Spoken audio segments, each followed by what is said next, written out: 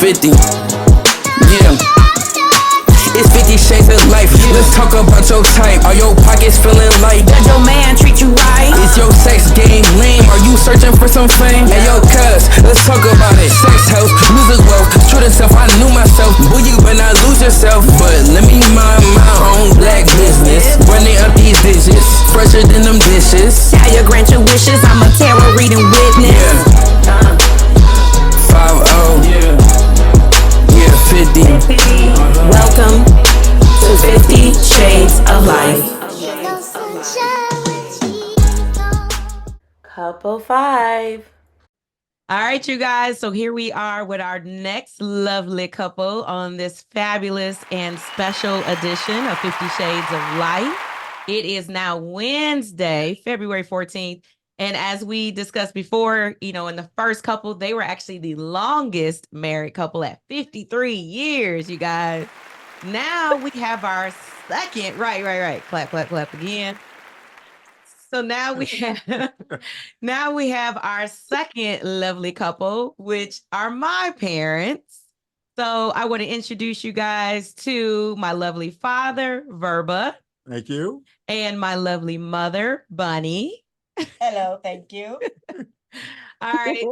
So, and these are the aunt and the uncle of Talia, right?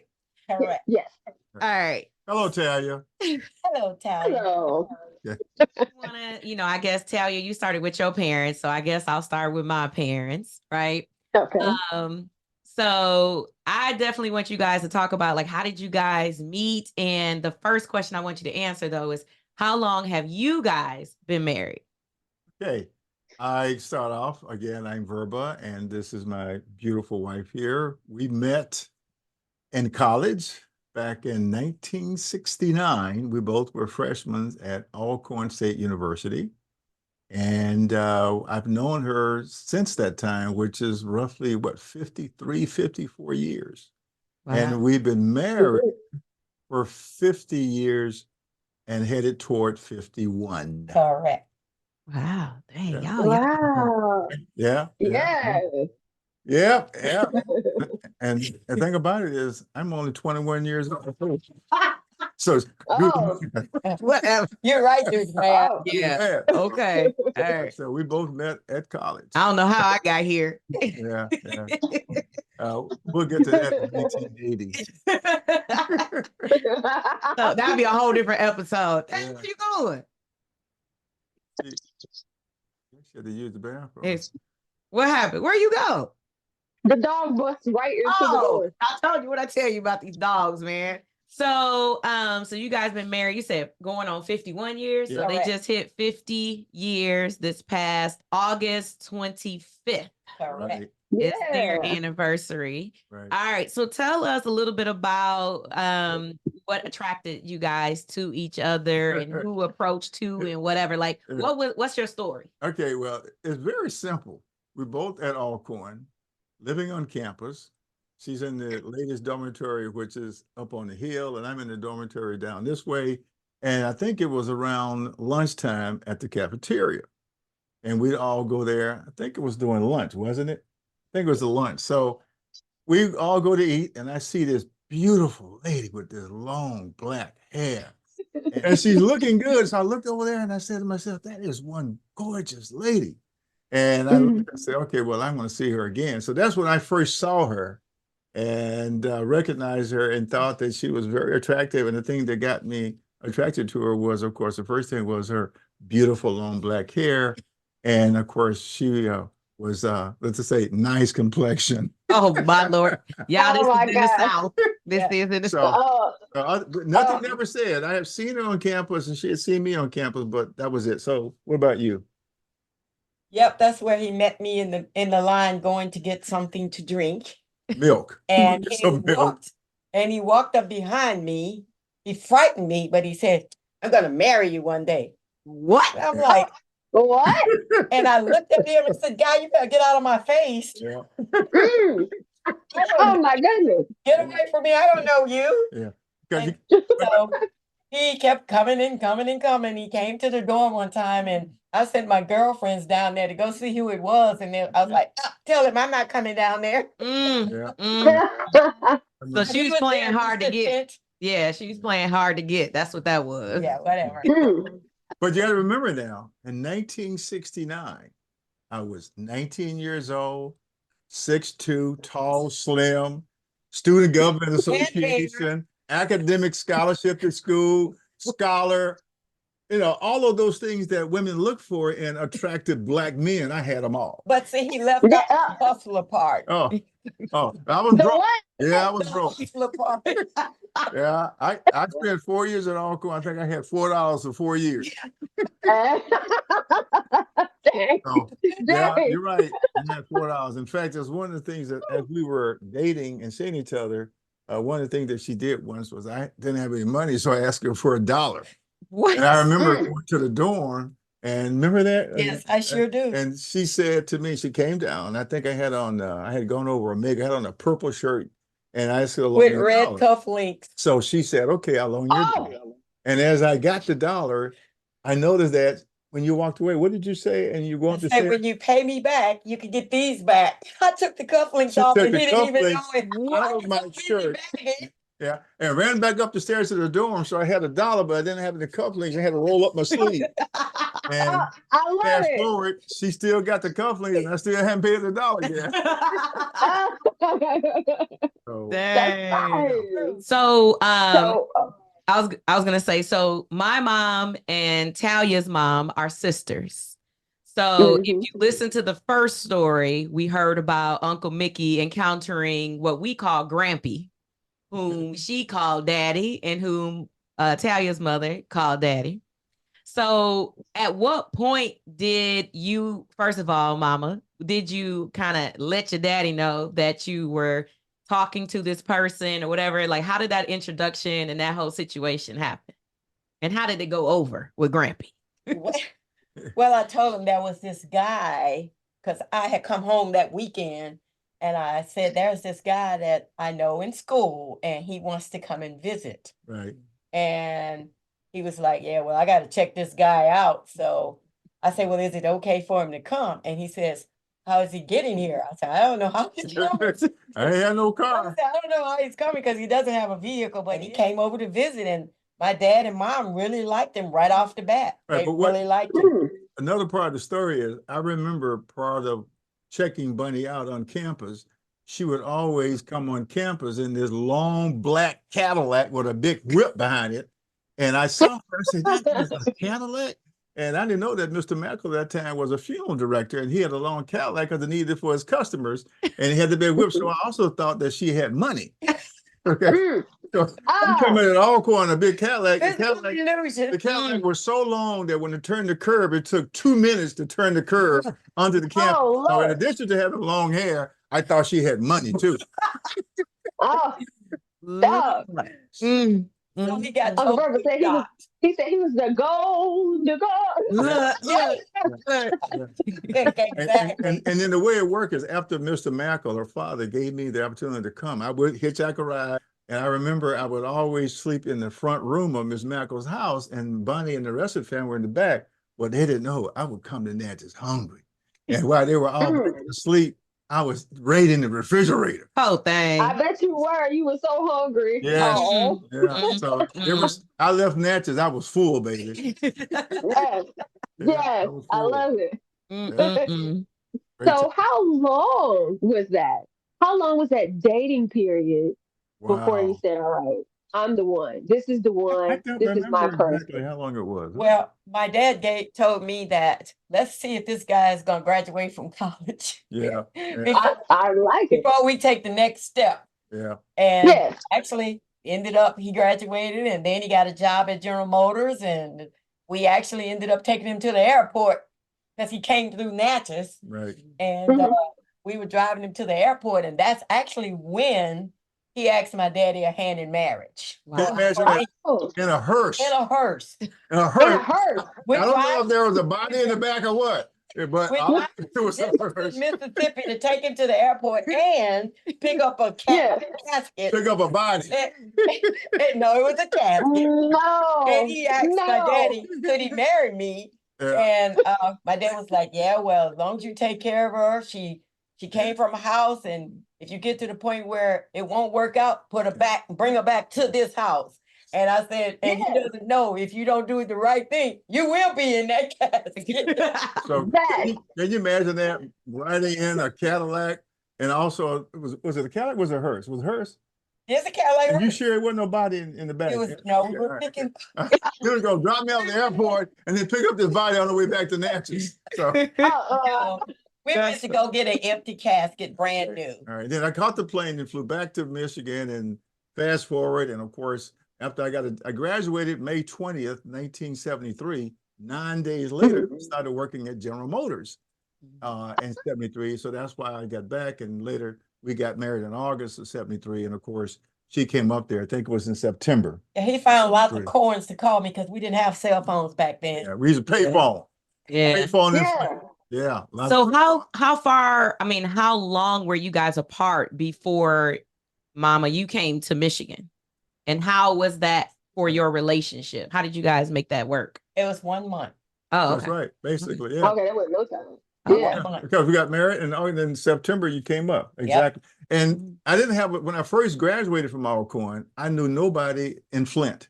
So this guy who was an Alcorn graduate said, Verba, I'll meet you at the airport. And it was nice. He picked me up, took me to his home, and I stayed in his basement. He would take me back and forth to work. I was able to stay with another guy who was an Alcorn graduate, stayed with him as a single person. And then later we got a house that we rented from a lady who was an Alcorn graduate who let us rent the house. And that's when Bunnie came up in September of 73 Wow. to stay with us, Wow. to move in to this rental house. That was a scary house. Yeah, Can it you was a imagine big house. leaving your parents' house and then you go into this huge house that You lift it back in. you look around like, wow, is it haunted? Wait. So she comes up to Michigan. Yep. Then what? Well, I remember when I went to the airport and picked her up, and I said, where's all the rest of your stuff? And she said that her father shipped her in a huge box. The box must have been the size of 3 washing machines. It was one giant box. Yes. Later it came up on the train, didn't it? Wasn't it the train? Yes. And so we picked up the airport and got over there, and there we were in this big house renting it. And it was kind of scary because the basement looked like a horror. It was Like Freddy Krueger in the Freddy basement. Krueger in the basement. Yes, Yeah. I never went to the basement because, see, I was raised in Mississippi where we weren't used to basements. Mm-hmm. So Yeah. it's something that I had to really get used to, and you're away from your family, and Yeah. and then he would leave during the day going to work, and I'm like, oh God, what am I supposed to do? Right. And that's what I wanted to ask. So in the beginning, like the early stages of your marriage, so the previous couple, we heard how one came back from Vietnam, and that was an adjustment alone. And then they got married soon after, right? This situation is very similar, except for not a war, right? Right. But you both came all the way from Mississippi to Michigan. Right. No one up there. Nobody. And it's a whole different situation. You both are away from your family and all that kind of stuff. So what kind of adjustments and stuff do you feel like, and in surprises and, good things or things that you guys went through in your marriage in the very beginning? First, I think the big challenge was Mr. Mackle and Mrs. Mackle. This is their baby. This is their daughter. And Bunnie would always be the one to go into the tool room and be working with Mr. Mackle and his tools. And he was very close. And I could tell that when she left, it was very challenging on her mother and father's part because their daughter is leaving, coming to Michigan. And at the same time, I know that they both were concerned that she is treated properly and right and all that stuff. So that's one of the things I had to do, is give them the assurance that she's safe, that she's loved, she's 1,200 miles away, and that I have a job working for a Fortune 1 company, and I'm doing well, and we're going to make it. And so as long as they felt that there was security there, I think that made it easy. But it also was challenging also to have Bunnie leave our small city like Natchez to get into a community where it's a lot larger. But other than that, those were the only concerns I had, was your family and of course you feeling happy and safe. And Yeah, I felt like sad or lost, but you do miss them. You know, you're saying, wow, you had sisters and I had no brothers, but you miss your family. So we did a lot of phone calls. And I remember one time I was on the phone talking and Verb walked up and says, okay, you've been on the phone long enough. My daddy said, hold up, son, hold up. Yeah. Yep. This is my daughter. I'm going to talk to her as long as I please. He said, oh, I'm sorry. But one thing I can say, from the time we got married until maybe 4 or 5 years ago, twice a year I would take her home for the July summer months on vacation, and every Christmas we'd get up and we'd drive down there and spend the summer down there for a couple of weeks, and then every Christmas we'd go down and drive. We drove that distance for about 35 years until the last Christmas. It was really bad. We got into the ice storm, and from that point forward we would fly down to New Orleans and come back. And then of course there. So yeah, but we went down for at least 35, 40 years in a row. Yeah. Twice a year. Yeah. And that's how Raquel and I ended up doing this podcast. That's how we ended up becoming close. That's 100%. Look, do y'all remember when we used to do like concerts and stuff like that and perform in front of everybody? I remember when you guys thought you were Prince and Aaliyah. Yeah. That was really cute. Yeah. So that was just foreshadowing to this lovely podcast, 50 Shades of Life, you guys. Yes. So we're going to transition on, and I'm going to let you take on this part is we are in this thing. So now you have been married, you know, you moved and all that kind of stuff. So Talia, what are your questions for this? All right. So you're settling into your marriage. And now I want to kind of know, what do you do when you don't see eye to eye? When you disagree, one person sees something one way, the other one sees it the other way. Yeah. How do you resolve that in marriage? I'm going to yield to my wife first, because I have an explanation already, but I want to hear what she has to say, because I want to learn from this experience too. Well, I kind of got it like my mom. Well, I would just be quiet, stick to myself for a while, and let it just calm down and cool off. So it's called the quiet time. If that's what you want to call it. Okay, I call it pouting. Oh, he said he called it pouting. Yeah, it is what it is. That's how I handle it. Now, let me respond. One thing that we have to recognize is that we are two individuals, right? Two different human beings, personalities, two different personalities, and happen to decide that we want to spend the rest of our lives together.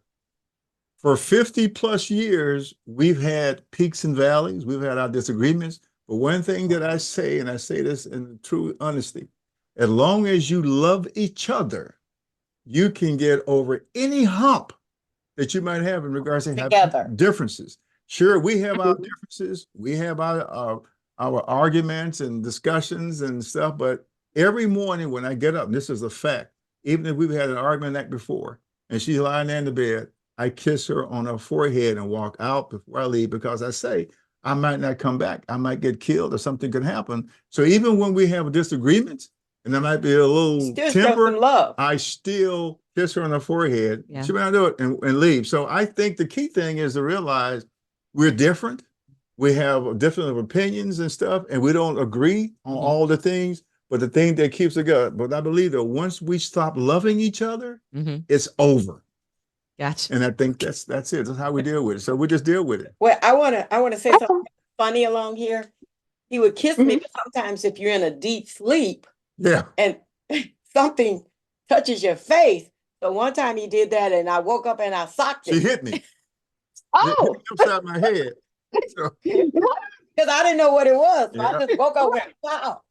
And I woke up and I saw him holding his face, and I said, "What happened to you?" And you just hit me. I said, "Oh, I'm sorry, I was asleep. I didn't know what." Another thing too, Talia, is if you have disagreements about a topic, as long as you can argue about that topic and not take it personal. Yeah. Keep the discussion on. All right, say you're talking about politics and you're discussing an issue. As long as you get to that issue, as opposed to attacking each other individually. That's correct. That's the difficult part, is to make sure you don't attack the other person individually in that heated discussion. Also, you have to learn to say, "I'm sorry." Yeah. You have to learn to say, "I'm sorry" to that person. And apologize. Right. That's right. Okay. Right. Yeah, That's I love it. important. Yeah.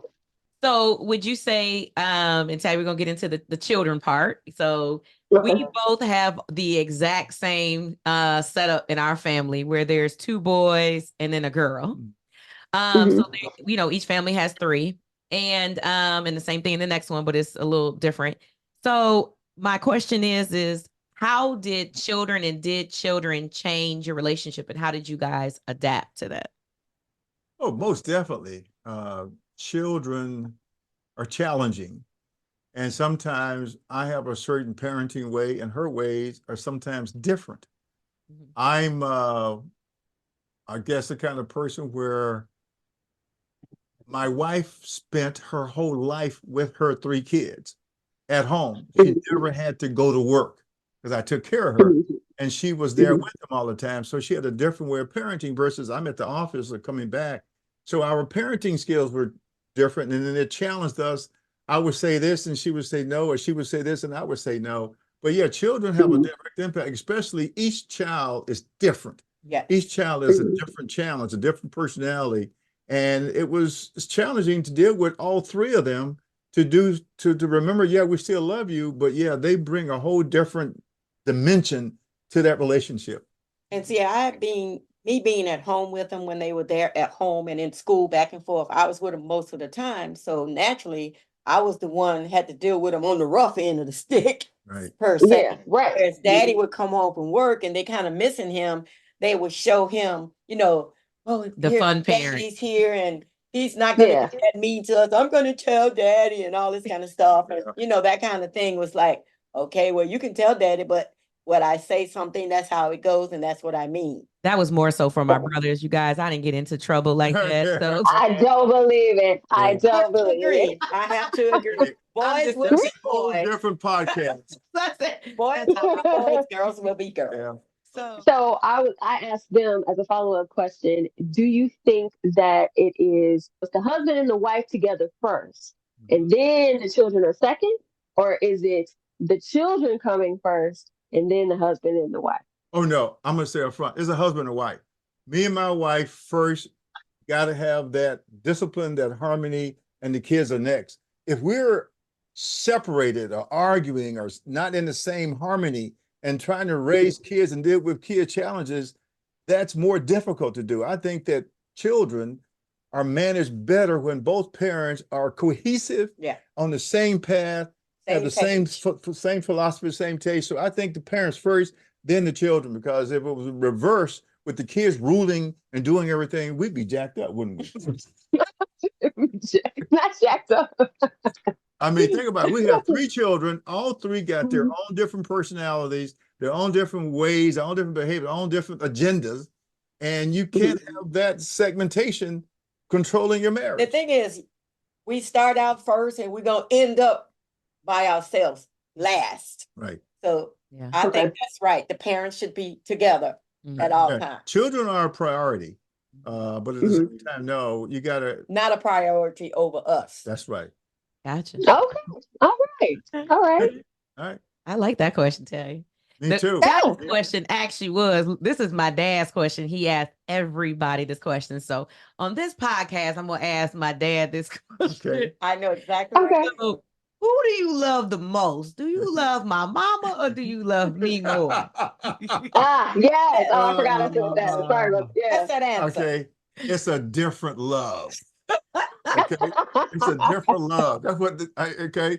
I ask everyone, my grandkids, who love more? They always say they love the dog more or they love Grammy more. Nobody loves me more than anything ever. But your wife. But my wife. Look, and that's all that matters. So But your wife. it's a different love. Got it. All right. So how do you guys been married 50 years. How do you keep it fresh, invigorating, to where you're like, I don't want to leave this person. I want to definitely stay with this person. For you to make it 20 years, 30 years, 40 years, 50 years, what are there any, speaking to the audience, maybe somebody who, even on this podcast, has only been married a couple years, what advice and what did you guys go through to kind of keep that going? The thing about it is this, I know what Bunnie likes to do, and she knows what I like to do. And that's why a lot of times you'll find a lot of husbands won't do this, but like Bunnie likes to go shopping, like to go in stores.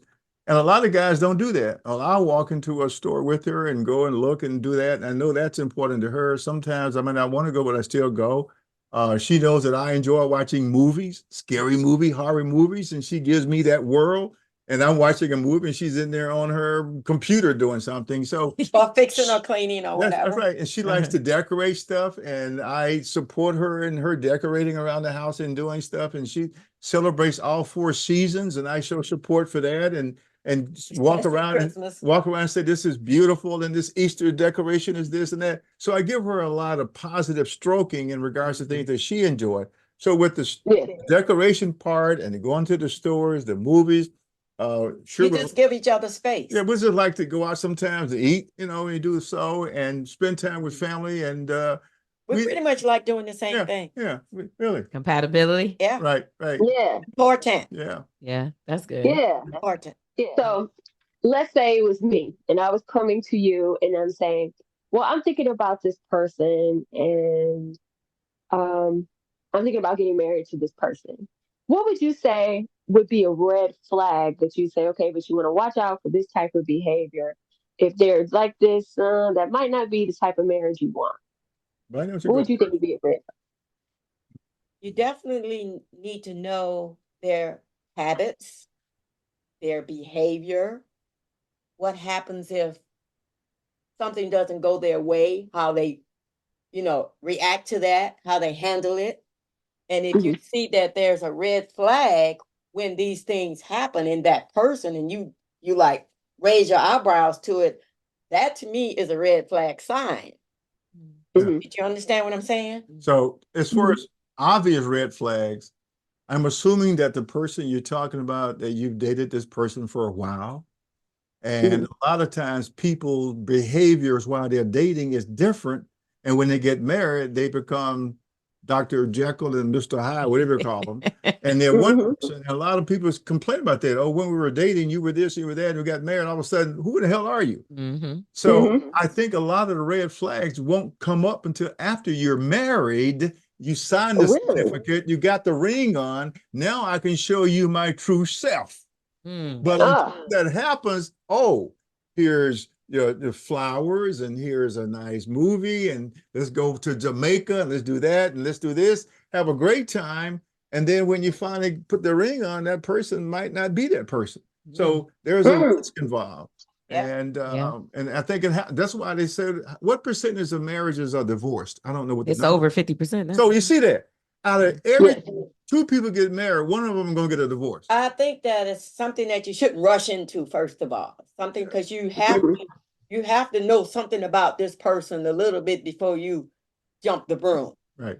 And that's a lot of people should stay single. You don't want an alcoholic. You don't want a drug addict. Right. And that kind of stuff will show up before you get married. Right. Somewhere along the way. So these are the things you really have to be on point with, watching out for. You know what I'm saying? I guess that's why a lot of people just stay single. You just stay single, which is fine. And you date and have a relationship. And that way, if it doesn't work out, goodbye. And everybody's not here on earth to be married. That's right. No problems with that. Everybody's not here to be married. Some people are, some people aren't. Some people are happy being just friends with people. Right. My position is this, and I really mean this. I would rather be single and happy than married and unhappy. Exactly. Yeah. Because life is too short. Life is too short. Or unsafe or something like that. Yeah. Right. Now, I think one of the things that everybody talks about nowadays, right? We hear this, Talia and I talk about it all the time, and we see it all the time, is, and there's like a battle between the sexes right now.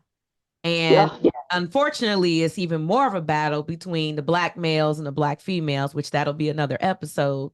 But one of the things that some of the younger generations, and even my generation, is where women are like, nope, you got to have this, and you got to have money. You got to make 6 figures, and you got to this, you got to do all that kind of stuff because, hey, I'm bringing this to the table. Because it is factual that more Black women are more educated. We have more success when it comes to certain things. So, Mama, when you were in a situation when you first met him, which you guys stated, he honestly said, look, I'm broke. I ain't got no money. Right. So what made you want to be with him, knowing that you came from obviously a powerhouse of a family? You know what I'm saying? Well, To him. I saw that he was the type of guy that he would work. And I saw his personality that I did like. And I didn't see him as a lazy person. I saw him as a go-getter. See what I'm saying? I saw him as a go-getter, and somebody want to be somewhere. Somebody wanted to be something. So I was like, hey, I kind of like that. Got it. So that's what I saw in him. And I still see that. I still see that in him to this day. There was never any doubt that when I saw you, I was going to marry you. Yeah, you told me that. But I still thought she had You money. told me that day. Whatever. She had some money. Whatever. It was more money than what he had. Yeah. So Exactly. he had $5. If she had $5, she had some money. Exactly. So Right. Plus, another thing too that's important is when I did visit her family, they showed me love. That's what I said. They let me stay at the place, and Mr. Mackle would take me to New Orleans to all the trips, and they would go different places and have dinner. Everybody welcomed me into the family, and I just felt like I was part of it, and that made me feel good. And still to this day. That's That's right. good. In fact, I think Mr. Mackle paid for our marriage license. I never did pay him back. that's so he ain't paid back. He didn't pay my mama back her $1.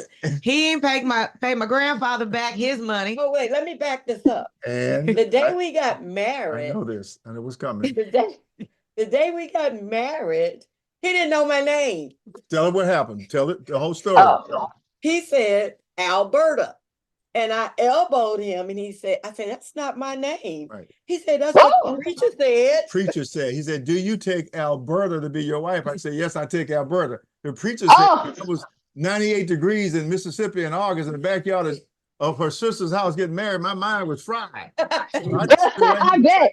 So look, I tell him sometimes, I tease him, and I said, first of all, you didn't marry me. You still owe my dad, and he's not here anymore. Right. You didn't pay for our marriage license, so that means we're not even married. What's going on? And he called me the wrong name, so you didn't marry me. All right, so let's talk our last question to wrap this thing all up. Now, you did say some great things about, hey, look, some people in life aren't meant to get married, and that's cool. I like that. But if you were speaking to younger people or anyone, and you're saying, hey, but these are some great things about being married, what would they be? Go ahead. You want to go first? Let me go. You go first. Some great things about marriage is companionship, having somebody with you every day of your life through thick and thin and peaks and valleys to talk to. You need someone to take care of you health-wise. Hey, it's time to go to the doctor or not go to the doctor. What they say, people who are married live longer because they see the doctor more. You know, I tell Bunnie, you got this cough, go see the doctor. She tells me, I got this broke toe, go to the doctor. So, you know, things like that. So encouragement for medical attention, someone to talk to all the time, someone to laugh and be with, someone to enjoy your peaks and valleys, somebody to grow old with, someone that knows who you are. It's just the comfort zone of having somebody with you, as opposed to not having that person with you. I think and it's someone to actually be your partner until death. And we've been together so long, I can actually just make quotes of what he will do, what he will say, and all those good things. So, but another thing too is I can say this, and this is a fact. Finances play a major role in a marriage. And I know for a fact that if you have the incoming finance and cash flow, you as a family, you as a couple can do a lot more and do stuff. Go to Vegas and go to California, go to Bahamas and do stuff like that. Versus when you're watching cash flow as you get older and got certain other priorities, you still find that love helps you out when you can't make those trips or can't eat out as much as you want, and the companionship. So for example, if I was financially wealthy right now, there's a lot of things we would do. We'd be into Aruba at least once a year. We'd go to Hawaii sometimes, all those places. I love waking up in hotels. So does my wife. But when you don't have, and again, cash flow is important, that you have to say, well, you know, we're here and we're blessed. And each time we wake up, you got to have that understanding. That's right. We wake up. So we've been there. We used to have vacations every year, go places all the time. We've done that. So now as we're older, we say, well, it's important to do those things, but at the same time, it's important that we have each other to go through and go all and so, but you know, there it is. That's it. You didn't answer, Mom. I agree with everything he said. I mean, you know, it's the through thick and thin. This is what marriage is about. You're not going to have everything all uppity. Right. It's going to be some down times too, and you have to learn how to deal with that. Right. And that's when love clicks in. You have to love and respect what's going on in life and deal with it. Right. You can't always say, I want. Yeah. I need. But another thing that you guys didn't bring up is family interference. We don't have a lot of members of the family that I think of that interfere with our marriage. We don't have Raquel saying this and that. We don't have Ms. Mackel saying that. And we don't have Selma and Mickey doing this. We don't have a lot of people trying to tell us how to be married. Yes. Got it. Yes. And that's our in-laws. Ms. Mackel is like a mother to me. She's never interfered with our marriage. My mother has never interfered with our marriage. And my father, you know, I didn't see him that much. You know, when my wife first saw him, he was drunk. So she didn't. She was scared of him. So he didn't interfere anyway. So I think the key thing is some of the marriages tumble from interference from members of the family. Yep, 100% agree. All right. Well, we appreciate you guys so very much for joining us. They are the first guest in our 50 Shades studio. All right.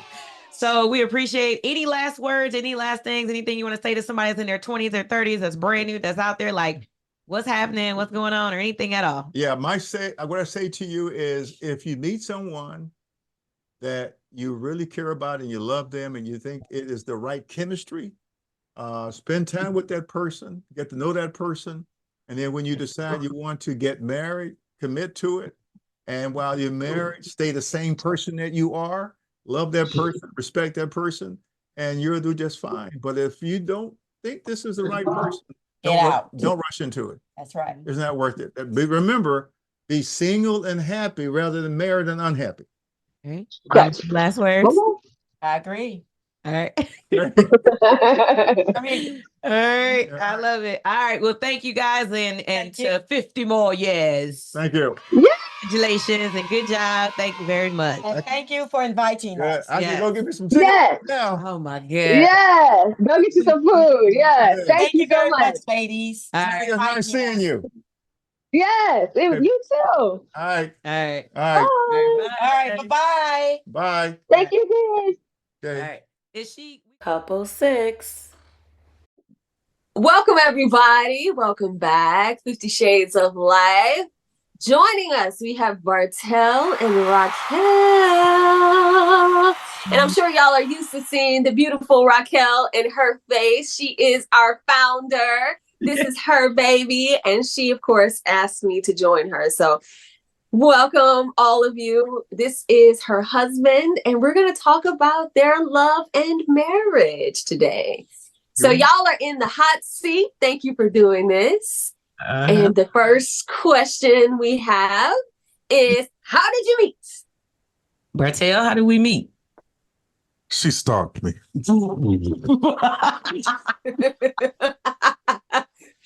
Okay, she stalked you. It is. I'll wait. I have witnesses. Oh, really? I know the story so well, Raquel. He stalked me we both attended Xavier University of Louisiana. Mm-hmm. And we actually, we first met my second day actually on campus as a freshman. He is a year ahead of me. So he was my freshman orientation is the first few days that you're there before school officially starts. So he was actually my color group leader, peer dean. And I didn't know who he was or whatever. I already had met a few people from Detroit. They were actually the first people I ever met as we went into our, dorm line and all that kind of stuff. This was back in 98. So we went outside. We had our first color, whatever it is, orientation, and we used to compete against other colors. So he was our ring leader, our peer dean, and it was Emerald. I'll never forget because it was my birthstone. And mine. Yeah, and his. We're both born in May. So I just remember him standing up on top of something. I don't know what he was standing on. They had like podiums or something they were standing on. And he kind of went around and asked everybody where they were from. And he first described and stated where he was from. And he said Detroit. And I was kind of like, oh, man. And I'm not from Detroit. I am from the suburbs. I am from Troy. And I knew what he was going to say before when he got to me. So there was somebody else in my group that was from Flint. I already knew her. I met her as well. And then he got to me and I said, I'm from Troy. And immediately he called me bougie and all that, which I hate to hear. And then from that point on, I didn't have any classes or anything like that with him, but I did see him all the time. And we were in the Michigan Club together. He actually allowed me to design the Michigan Club shirt. Yes. And he was the president of our Michigan Club. But it was cool because I saw he was very studious.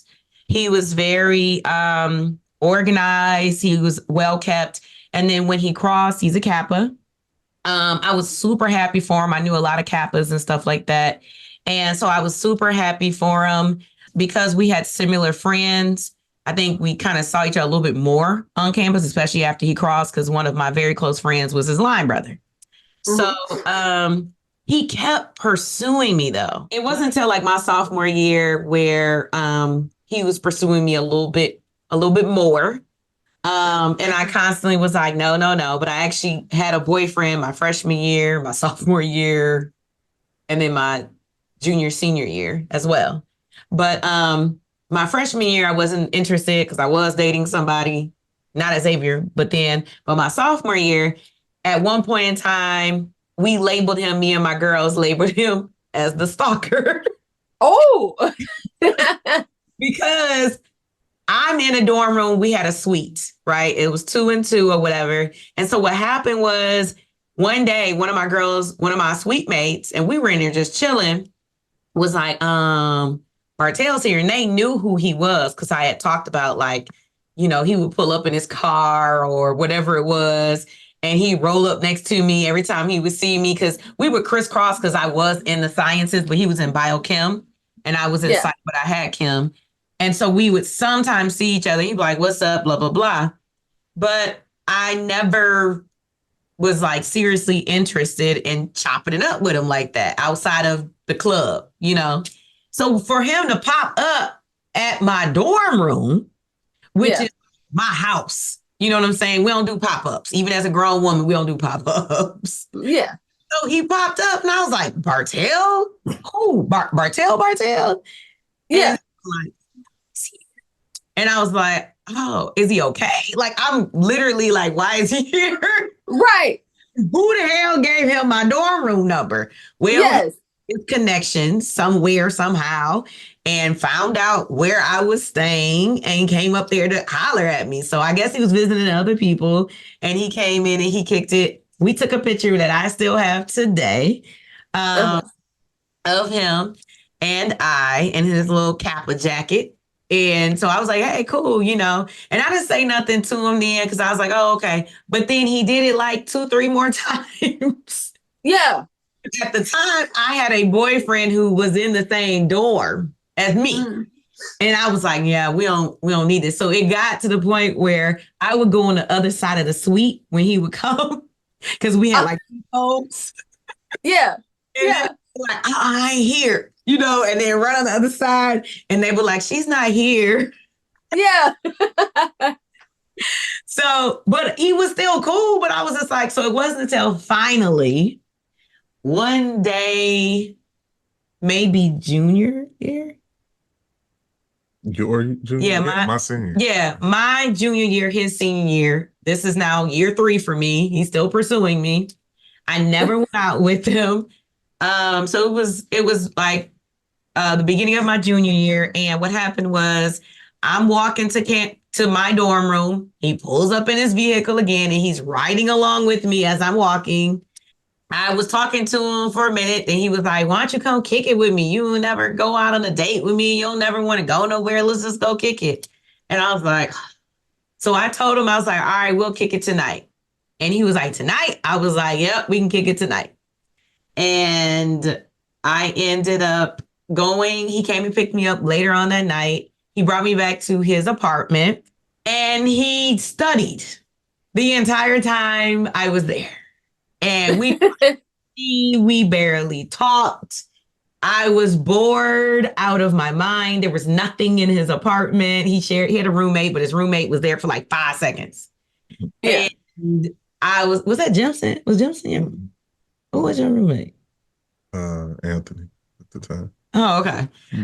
5 whole seconds he was there. But at the point where I was like, bruh, like, why am I here? But I was tired. I didn't want to go back to the dorm at the time. So I was like, well, I'm going to go take a nap.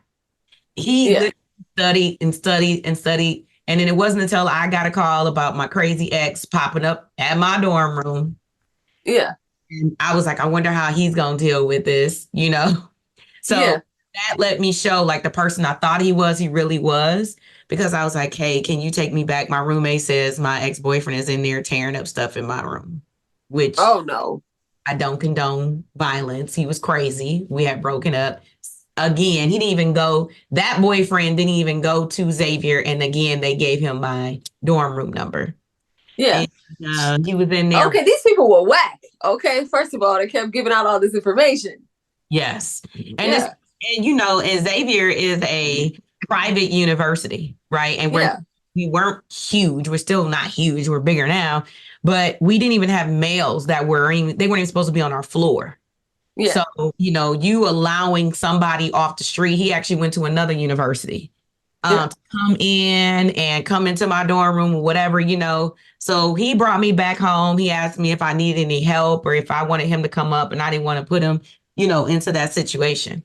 So eventually graduated. I knew he was going to go to med school. I didn't know really where. I thought he was coming back home because we did, chit chat and talk about it very briefly. But beyond that, I hadn't seen him since 2001 when he graduated. And I was not at that graduation, but he graduated. I heard he was doing well. I moved back home right before Katrina hit. When I finished, because I had a kid by that point in time. So I had a 2-year-old, a 1.5-year-old. And so I moved back home. And no, he was 2 at the time when I came back home. And it wasn't until July 2006, we actually reunited in the craziest way possible. But I never forgot him because I remember that we called him the stalker because he just popped up, And I thought, and I've told him this, I thought your boy was sick, okay? Because he was bony. Like, I was like, man, they need to feed this dude. I was literally like, man, like, is he sick? Does he have something? Like,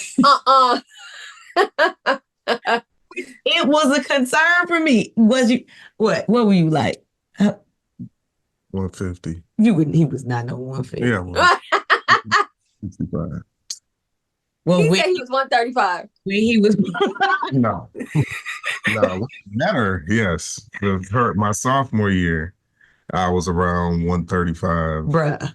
Wow, really? Wow. And he was what at the time? 5'10" and a half. Yeah. Bro, 135, 5'10" and a half. That's a struggle. Okay. Yes, he was definitely thin. Definitely a thin guy there. So, I was just like, oh man, he's a sweetheart, but I'm not a small chick. You know what I'm saying? So right. I wasn't big, but I was thick. You know what I'm saying? Right. But no, so when we reunited, I mean, you could tell that story because it was like another stalker moment for me as we were reunited. Before then, I'm going to back it up. Okay. About the stalking and all this. Let me break it down. I was not trying to talk to her. So I'm going to throw this out there. That wasn't what I was trying to do. Okay. What was that called? What was that called? What was what called? What's it called when you pop up in somebody's dorm room? He let you talk the entire time. Oh, yeah. Let him talk. I used to be at that dorm all the time. That was my hangout. I had a ton of friends in there. Used to study in there all the time. all of that, especially my senior year. So I was downstairs. I wasn't in there my senior year. Your senior year. I was downstairs all the time from sophomore year to my senior year, right? That was my spot. So I knew a ton of people in there. So no, it was not the administration giving out your information, first of all.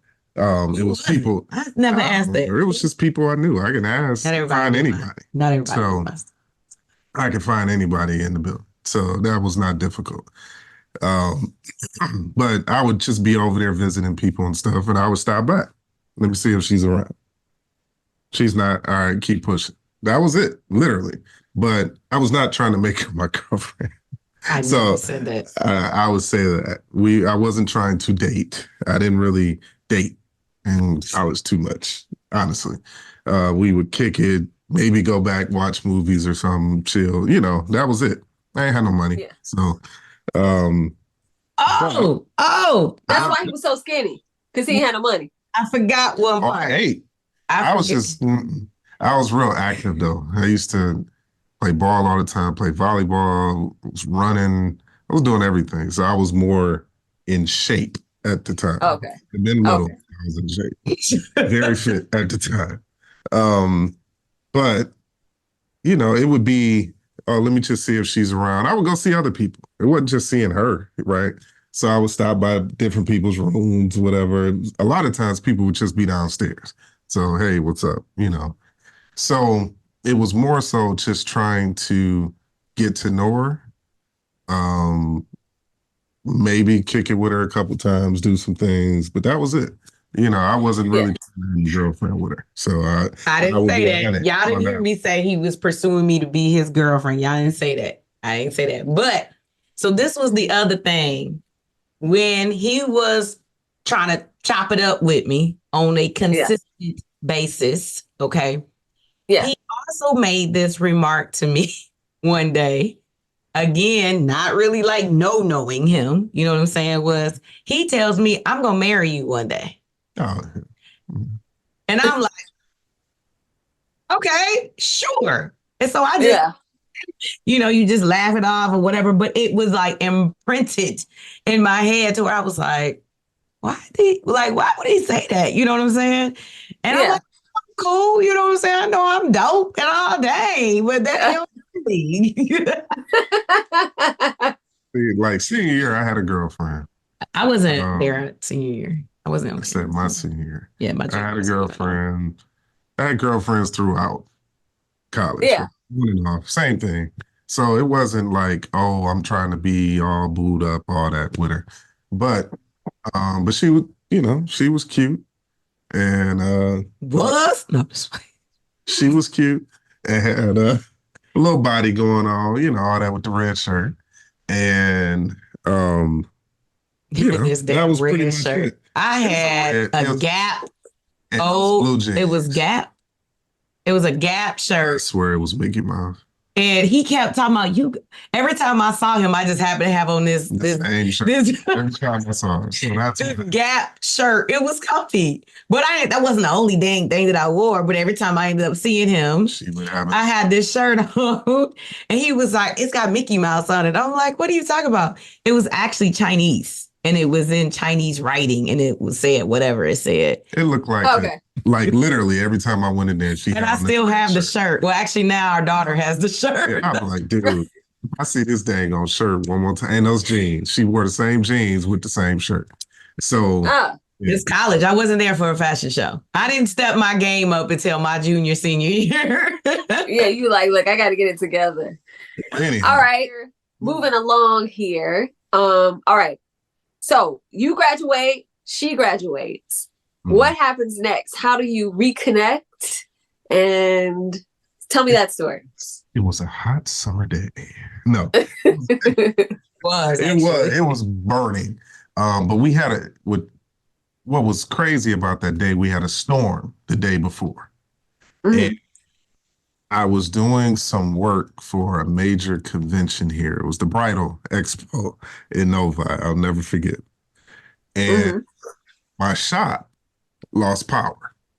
So I was trying to go to a neighbor's place. I was running power cords out the building. It's a print shop. It was a print shop. Print shop, yeah. And it didn't work. So, but we had this huge job to finish. So I was like, you know what? We're going to have to run to freaking Kinko's and pay some money just to print this stuff out because my machines were down because we didn't have power. So I'm running to the suburbs, which the place I was going to was in Southfield City, named Southfield. As I was driving, I was in this big red pickup truck. So it was a van. Pickup truck, red pickup. Oh, it was a pickup truck, yeah. And I had my boy with me. Yeah. In the passenger seat, I was driving. Blind, we hot. Because again, it was hot, no air because the power was out. And that truck didn't have any air. So we are burning up. I mean, we had just got through sweating down in the building. I got on like the raggediest. I didn't care. We were trying to get the job done. So I'm flying Evergreen. And I see Evergreen's a street, if you're not from Metro Detroit. Oh yeah, it's just one of the streets. So I'm driving down the street and I see the license plate and it says Xavier alumni. And I'm like, what? You don't see that. That's like being in Mississippi, you see a University of Michigan tag, right? It's just not normal. So I'm like, well, I wonder who this is. I probably know them, right? I wasn't that moved from Xavier, so it was only, 5 years later, right? So I'm like, it could be somebody I know. And if I don't know him, I want to know who it is. So I'm driving up on the side and her windows were all tinted. So I'm like driving.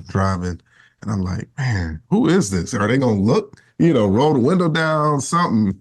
But I know it looked kind of weird because I'm in this, Sanford and Son pickup truck. And so eventually, my boy started waving to the window like, hey. And she finally rolled the window down. And I was like, oh, man, like that. And I'm like, what? So I look over like this. I was, oh. So I'm telling him to sit back. I'm like, hey. Literally. And she was like, and she did the same thing back. So I don't know why she tripped. She's like, hey, It was, I remember them. It had been 6 years. I was like, man, pull over. So she pulled into the parking lot, which was right over by Friday's restaurant. And pulled into the parking lot, hopped out. She hopped out. She hopped out and looked good. She had on her all white linen outfit, fitted. The body was banging back then. No. We working on that, y'all. If y'all watch chapter 7, you would have understood. Anyway, I'm looking and I'm like, okay, she still looked pretty good, and she don't have on that red shirt. So I'm like, cool. But it looked like she was dressed to go somewhere. She had the makeup on, she wasn't just dressed like I hopped out in shorts, t-shirt, you know what I'm saying, sweating, like it's just So I'm like, all right. I was like, man, where you headed? She was like, well, I'm actually headed to my girlfriend's wedding and I'm running behind. I was like, well, give me a number and we'll chop it up, right? Yeah. So she gives me a number. I put it in the phone. All right, I'll holler at you later. So me and my boy, we drive on, do what we had to do. So later on that evening, well, actually, not too long after that, I sent her some text messages. Now, mind you, when you text at that point in time, it took you 10 minutes to say hello. Facts. A, B, B, B. Yes. Working on Contra remotes or something. Yeah. So, and she's responding back at the wedding. She started actually responding back. And I was like, it was good seeing you. We need to hook up. Let's go out one day. Something, all of this stuff. And she was like, she's going out of town that next weekend. She was heading to Cedar Point. I don't think she told me at that time where she was going. But she was, I said, all right, well, let's hook up, when you get back that next weekend or what have you. So about 2 weeks later, but mind you, this whole time we're texting. Yeah. Like, sending messages, how you doing? We talking on the phone a couple times, just reconnecting, seeing how she was doing, what was going on, all of that. 2 weeks later, we finally decided to go up. And I took her to Carrabba's, which is the Italian restaurant. And then we went to go see Miami Vice. Yeah. Oh, with Jamie Foxx. Yeah. So that was when it came out. right? So it was like a brand new movie. So went to Carrabba's, went to go see the movie, and then we went back to her house. Now, mind you, she lived in Troy, and where she lived in Troy, I didn't really mess with those parts and all that. So I drive it. I'm like, dude, she lived far as hell. Like, I'm like driving like, this is far, right? Yeah. You followed me. I drove my own car. Yeah. I drove my own car. I was like, I don't know this dude. All the way over there. But we got there and we just stayed at the house and kicked it. Eventually, I was like, I don't think I'm driving all the way home, you know, similar things. I literally remember laying out across her bed and I was out. That was it. So, and I was like, let me see if he snores. And I didn't. So, no. That was a test. I was sitting there, you know, we were just talking the whole time. For hours. And then I just, I think her parents were down south. Yeah, they were down there. I'm about to say, that's what I'm about to say. Wait a minute now. What happened? Where were Verba and Bunnie? Yeah. Matches. Yeah. So. And it was nothing like at all, which was a big test. Because first of all, I don't really like bring people to my house ever. You know what I'm saying? But she's filming. No. So, but you know, it's funny because he talked about how they were like keeping up. When I tell you, I was moving like boom. And I'm like, who is this that keeps like, you know, like you can tell when somebody's like watching you or whatever. So I would like speed up, they would catch up. And I would speed up and you see this big red, it was like fire engine red truck. Yeah. And tinted windows. I'm in here like, and I was literally thinking like, oh my God, my girlfriend is about to walk down the aisle. This is my friend I've known since elementary school. I'm about to be late. She gonna cuss me out and she Jamaican. So she really gonna cuss me out. Right. Freaking out. But when I saw him, I had just talked about him and I told him this when we got out. I had just talked about him like maybe 2 weeks before. I had never talked about him since I graduated. And I was talking to somebody else who went to Xavier and I saw her in a grocery store and from St. Louis or wherever she was from. And so when she was talking to me, I was like, yeah, so she was my year, but she knew Bartell as well. And I was like, you know, I think he's at Wayne State or whatever. And so she was like, yeah, he's at Wayne State, went to medical school, blah, blah, blah, blah, blah, blah, blah. And I was like, that's so dope. That's so dope. And I remembered him always, like I said, being like very studious and successful and passionate about school and just kind. Right. Right. So when I see him and he has a face and a name you're never going to forget. Right. Right. I had never met another Bartell in my life. Right. And so when he went like this, first, I saw his boy, okay? And I'm like... Yeah. He's a big boy, too. Well, then he was. Raquel was like, no, thanks. Yeah, yeah, you know, kept going. And then they caught up again. Then like, I'm like, there's something wrong with my car. Like, what the hell? So I looked over and that's when I saw him. And he was like, and I'll never forget this face like a little kid. And I was like... Oh, okay. Now I'll pull over. So, but yeah, we started texting. I didn't remember her name. I told him. I started texting and it was pretty cool. But like I said, I was telling my girlfriend who was my high school friend then too, as well, who he was. She was like, oh, that's so cool. You know, blah, blah, blah. And I was talking to different people and stuff like that. I wasn't in a relationship. I just gotten out of a serious relationship with my son's father, my oldest son's father. And so I wasn't trying to be with nobody. You know what I'm saying? I wasn't trying to be serious. So I had no intentions for us to develop a relationship. You know what I'm saying? I wasn't clearly looking for nobody because I'm trying to go to my girl's wedding. Right. Mm-hmm. But I had learned how he had started his own business and which I thought was dope. And I found out that he had a child, which I was like so shocked at him having a kid. And she was only a year.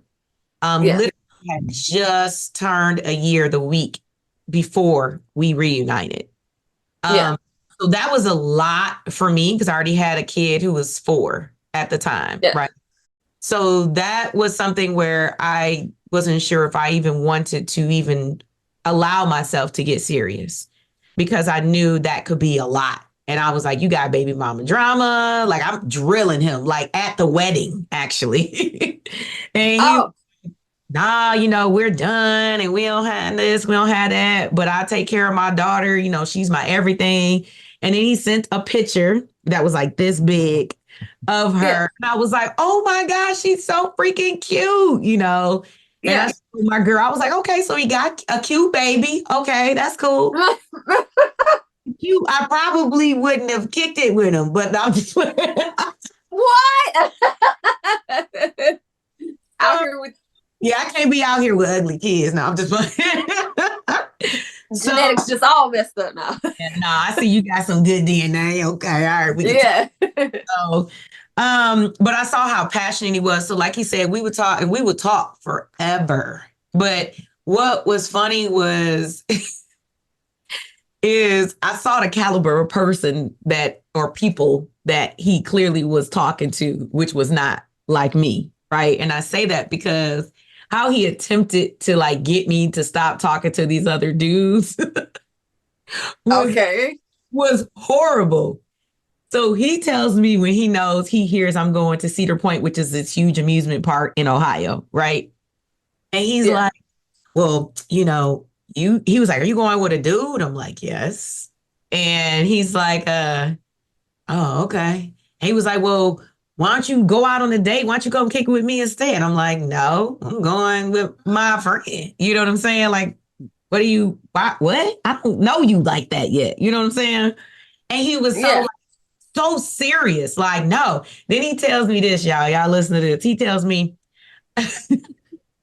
he says, we can fly and go anywhere in the world if you want to. I can get us a free jet.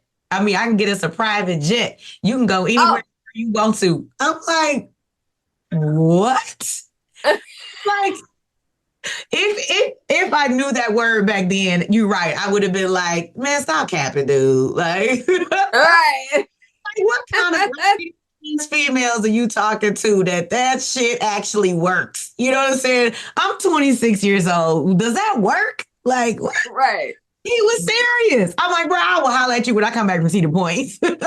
Oh my God. So Bartel, why did you use that line? It was partially true. I did it before.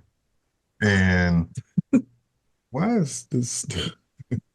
Anyway, I had done it before and had a few connections for stuff like that, but I never did it with a person, right? Like meaning with the female. Who you, an animal? What am I saying with a person? With a dog? Like, I was with people, groups. I'm saying groups. Like, baby. Right. Not with one individual, like, oh yeah, I'm about to go rent this boy. No, it wasn't like that. And I paid for it. It was just people that had it. He had a bunch of Cocker Spaniels and Yorkies with him on the flight. But no, talking to her and just, I don't know, trying to get her to not go. That was the thing, because I knew she was going with a dude. But, come find out a year, what was that? That was in 2006. Mm-hmm. The next time she went back to Cedar Point, it was with me and she was pregnant. So we were married. She was like, and we were married. Hold on. Yeah. So anyway. So that's what I want to talk about. Between there. That's what I want to talk. Yes. How did y'all get to that point? Which point? God. The marriage. All right. Like, so when you got to the point and you decided, all right, this is my person, this is the one. What made you know that? How did you know that? I mean, we kicked it almost every day, right? Literally.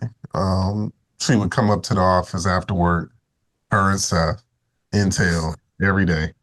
And she would stay there, kick it till night, right? Like, stay until she had to go home. Sometimes, like I didn't have a job. I literally had to kick her out sometimes. Real talk. Like, go home, Especially Seth, he was falling asleep sometimes, but Seth was my little dude, right? So I and to the point where literally her parents got upset with her being out so late. I was helping him work. He was an entrepreneur. That was what I was saying is he was an entrepreneur. I grew up in an entrepreneur's household. You know what I'm saying?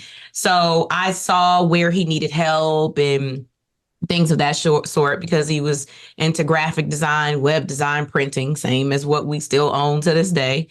And I saw like where I could help, so I was in there grinding and helping. I had my own job. And so my son, he'd be kicking it. He would help at 4 years old, you know what I'm saying, doing different things. And I was also looking at how he was treating my son, you know what I'm saying, right. Which was everything, which I had dated guys and introduced him, well, one guy, to my son and stuff like that or whatever. So it was big for me to even bring him around. And my son looked forward to being with him. He looked forward to, can we go up to, it was called FM Webmasters, at the time. And then we had dancers there. It was like, because it was like they had a whole group set up basically that was there. So I enjoyed being up there. It was cool. I lived far away. So it would be late at night and he'd be like, bro, you need to go, which showed me he cared. You know what I'm saying? Right. But it was like our conversations were nonstop, but I like loved his hustle. You know what I'm saying? Like, that was everything. And I didn't meet his daughter for months, which I respected that a lot as well. We ran into some barriers there without a doubt, some baby mama drama and all that kind of stuff. And that was another thing where I felt like I could help him. Right. Yeah. So I helped him tremendously in that world. And but yeah, we would go up in there and he would always try to like feed us and stuff. Yeah. And I was like, bro, we can't keep eating pizza and chicken nuggets. We can't keep doing that at all. Yes. Yeah. That's probably why Seth loved pizza and chicken nuggets. You fast forward a little bit. Like she said, I didn't bring my daughter around at first, purposely. Because I literally didn't have her around anyone. I was just stopping talking to someone also at that time. And I was getting rid of that situation, and she never met my daughter, right? Like I just wasn't doing that, especially at that age. I'm like, no. So once I got to know her, got to know our son and all that, I'm like, okay, she's cool. I see how she treats him. I see how she starts to treat her family because I got around them eventually, and got to know them very well. I thought they liked me, which they did. No, I'm saying, I didn't know for sure. Like what? So I know the one thing he didn't like is that I kept his daughter out late. Right. Right. So that was the one thing. But it got to the point where, we spent some nights out, eventually, her answer, and, and I grew up in a strict household. Let's just throw that out there. Yeah. It was the be home by this time, even though I was grown, 26, had my own car, my own everything, had a kid, everything. It was still like, this is our house, so. Yeah, you got to be home at a certain time. Yeah, facts. I understand. But yeah. When'd you make the decision? I want to know when you made the decision and how long have you been married? I forgot to ask you that. Yeah, we've been married for 46 years.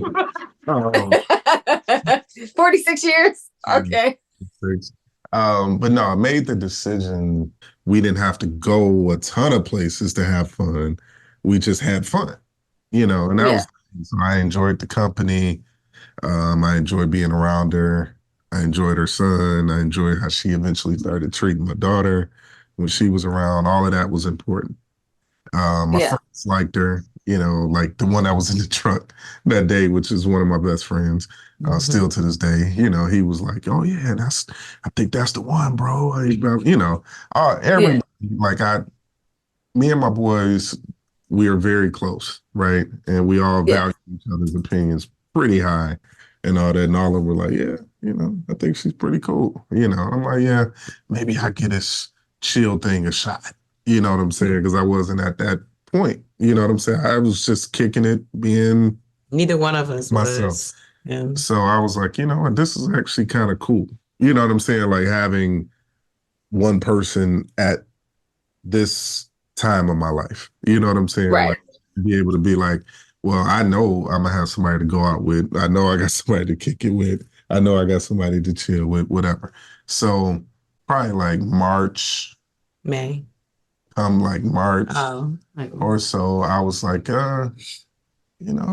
maybe I'll try to take this up a notch. Cause by that time we were official, you know what I'm saying? Yeah. Like, I asked, will you be my girlfriend? Circle yes or no.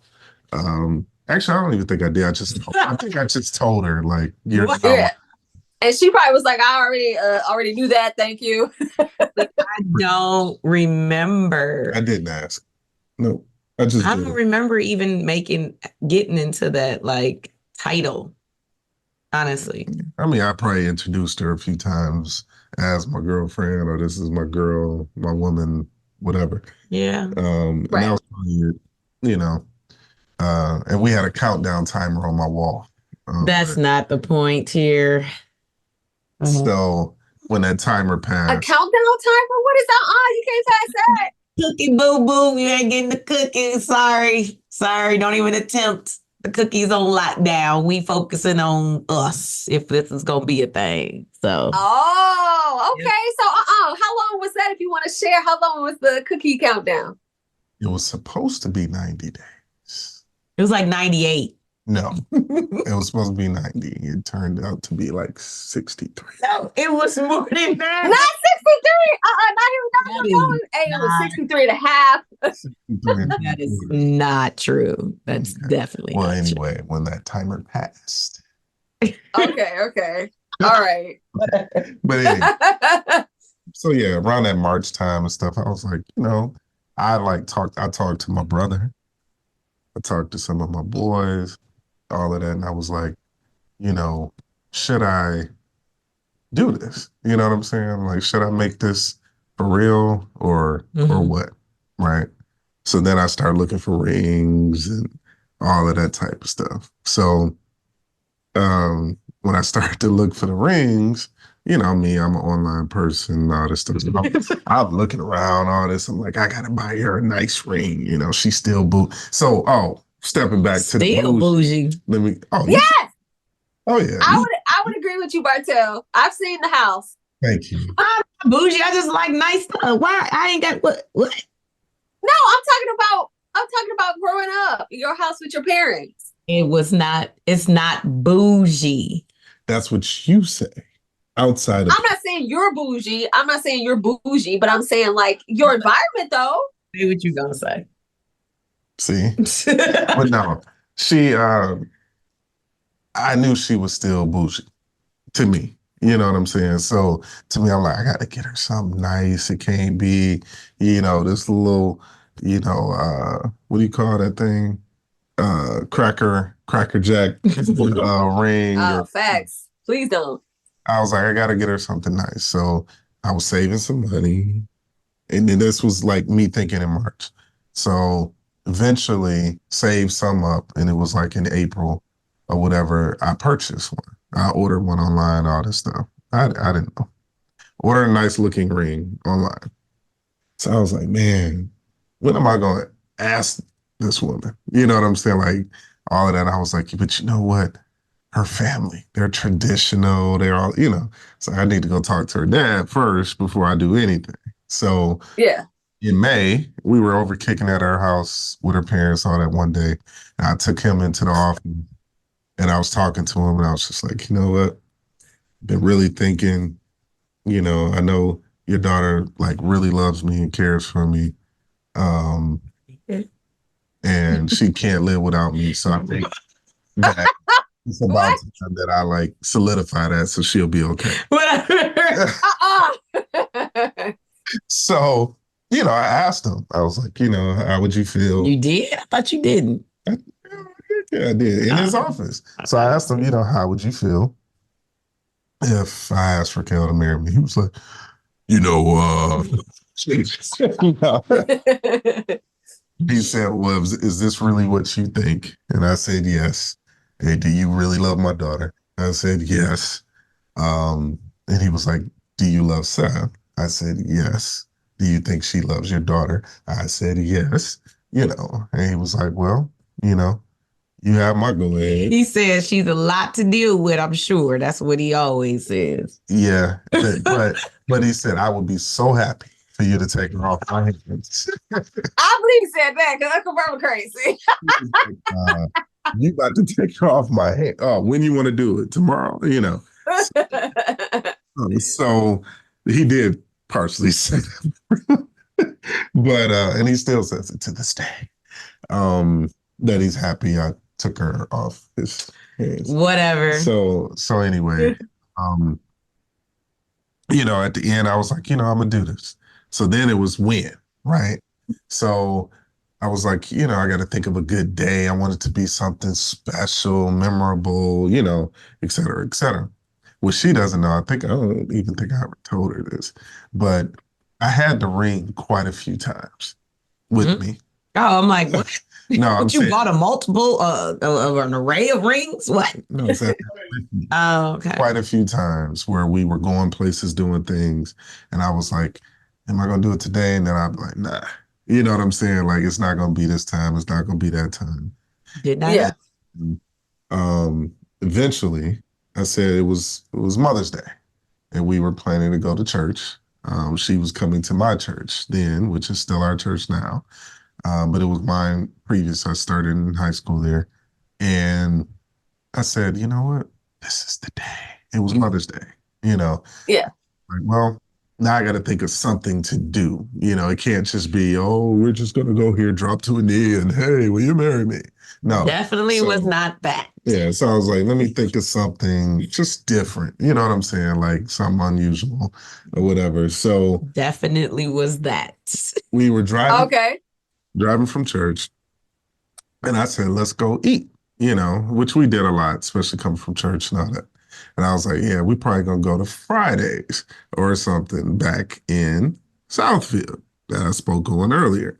So we're driving. Which is the opposite side of where our church is. Our church is like deep east, and he was taking us deep west. So I was like, why? I was like, just to go somewhere different. But we frequent that area. That's where the movie theater was, all this stuff. Hotel. Yeah, he lived not that far from us. So it was a normal area. So it wasn't like completely abnormal. So, we drove and I was like, yeah, we're going to go eat around here.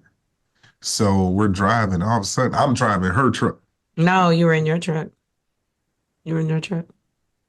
I swear I was in your truck. We were in your super dark tinted truck. Well, anyway, Seth was in the back. And all of a sudden, I shook the steering wheel. And I'm like, do you feel that?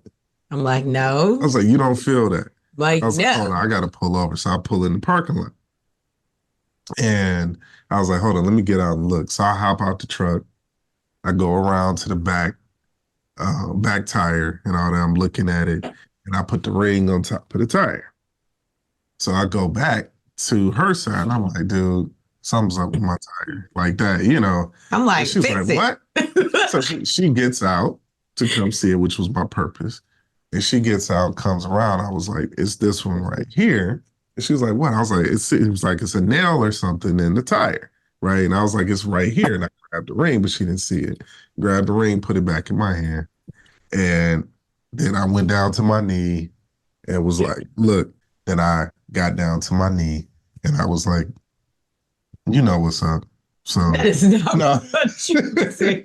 No. Then I said, I know this is what you want to do. You've been feeling me since Xavier. She wanted to admit to it. So, I told you back then I was going to do it, and now it's time. So I said, will you marry me? And she said, yes. A little tear come. You know what I'm saying? Then Seth hopped out. He came, gave me a big hug. And then we went to eat. And then we went to her parents' house for Mother's Day. Yeah. That is the only part of the story that's true. No, I'm just out there.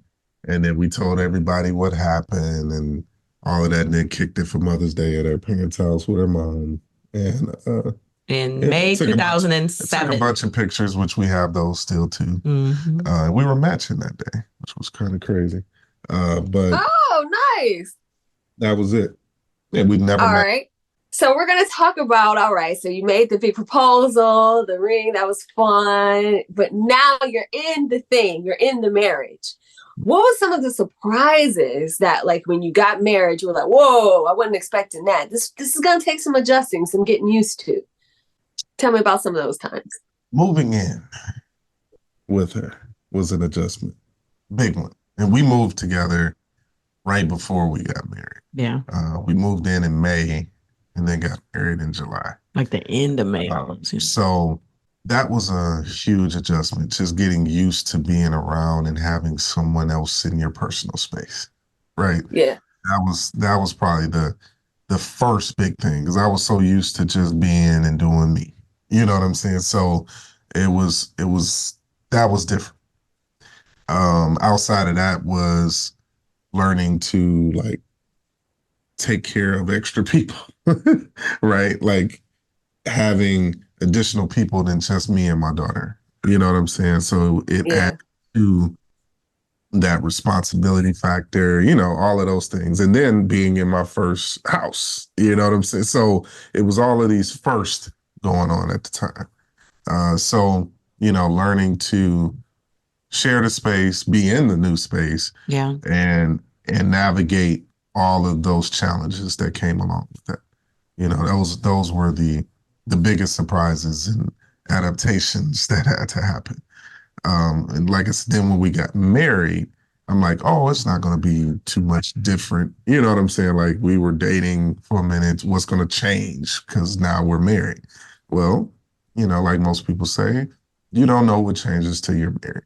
You know what I'm saying? So, you know, then it became, it's not only my responsibility, but this responsibility is not going anywhere, right? Like it's different when you're just dating. You can be like, oh, you know, this piece, you know what I'm saying? Like I'm out. And, but you grow into this relationship and this kinship, and you are combining your kids into it and all of that. It just changes the whole dynamic. So those were to me, the biggest surprises and things that had to be adapted to. It was a few things for me. He was, you know, at the time he was still like heavy entrepreneur. That was like a big thing. So he was used to like working until 2, 3, 4 in the morning. You know what I'm saying? And I was like, yeah, you can't do that married. So we need to like adjust that, because I was working, you know.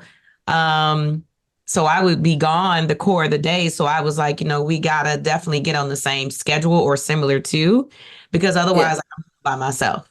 You know what I'm saying? I don't want to go to bed by myself. Like that's not why I got married. The other thing was finances. Finances were and still are, you know, a big piece of our marriage. But it was huge for me because me and my father, we talked about finances early on when I was in college and stuff like that. So I was alert and I was aware, you know, I was aware of my credit score, you know, all that kind of stuff or whatever. So that's one thing that I did not check with him, was how he did his finances. So how he has perfected it, you know, but then it was like, no, Bartella, it's not like I type thing, right? And he had this infatuation with jeans. It was jeans. I had never seen anyone, male or female, so many jeans. And it was also the biggest piece for us both, the parenting. The bonus for me was my son's father was not in state. He wasn't even in the region. So we didn't have as much, you know, drama, but there was an extremely high level of baby mama drama that we had to deal with. So there were moments where I was like, man, I don't know if I'm cut out for this, because I didn't have to deal with this in my own relationship, you know, prior to this. So, but I like loved my daughter and him so much where I was like, I refuse to give up. You know what I'm saying? But it was, some of my girls were like, you don't need to go through this. It wasn't what he was doing, but it was like, you don't need to go through this. It's creating stress and drama and all that. Then it was other girls who were like, you love them, you support them, you be there for them, all that kind of stuff. So that for me was the finances. I didn't really care too much for the living together. It was just getting him to get out of his single life. Like working, you know what I'm saying? Right. That's the biggest part as well. So, but that was pretty much it. Well, what I want to touch on too is you brought up the children. So we have now, the good thing is, y'all, that you already met them in your dating stage and y'all fell in love with each other's children, but now you're in the same household. And what is that like? Did it change how you parent? Did you have different ideas on how to parent? And what about when it came to having a child together? How did that come about? And, well, we know how it came about, but good. No, when it comes to dealing with the kids in the house, I mean, all of that was new too, and I think it was new for her too.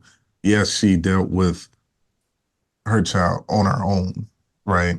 But it became, now you have someone else to help you, right?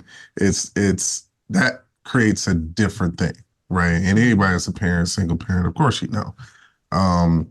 when you have somebody that you can rely on and trust with your child, then it makes things a little easier that way. You know what I'm saying? Like, oh, I don't have to bathe her tonight. She's about to bathe her, or, et cetera, those type of things, right? Which that was a real positive plus thing with the kids. I think, it was other things that you got to do on a more regular basis, spending that more, that extra time, because now you're in the same household, so you're waking up, going to sleep, living, being, breathing with those kids all the time. And that was different from me just like having them up at the office and playing a little while. So it was a good thing, like I said, that was like my guy, going to the gym, doing, whatever it was, we would kick it. It was my son, you know what I'm saying? Then you fast forward and, Raquel was always like, I want another child. That was in her thing. I didn't know, like real time. I'm like, I don't know if I want to have another one. Now we got two. I think I'm good. You know what I'm saying? Type of thing. And then eventually I was like, you know what? And I actually told her, I was like, you know what? You want to work on this child. Yeah. So, I mean, but, she was like, are you serious? And she gonna book her eyes, but those eyes was crying that day. So, and then we just started working on it. We just started working on it. 4 weeks later, I was pregnant. Like dead ass serious. I was pregnant. So you effectively worked. Yeah. We went to Cedar Point, the amusement park that she was going to when I first met her. We were going to, that's when we found out. Yeah, I had ridden every roller coaster and ride. That's why you're crazy now. So, no. Every roller coaster, every ride. I literally would, I obviously had been pregnant before or whatever, but we went to Cedar Point. It was in 2008. So we had been married a year and a half. And I got off the ride and we were at the hotel and I was like, man, I'm hungry or whatever. And that's when we had Taco Bell that had the most onions in the whole wide world. I didn't even know they had onions. Yeah. Like, who puts onions on a taco? Like, I didn't know. So what the crazy thing is, how I found I was pregnant is I started having cramping that night after these rides.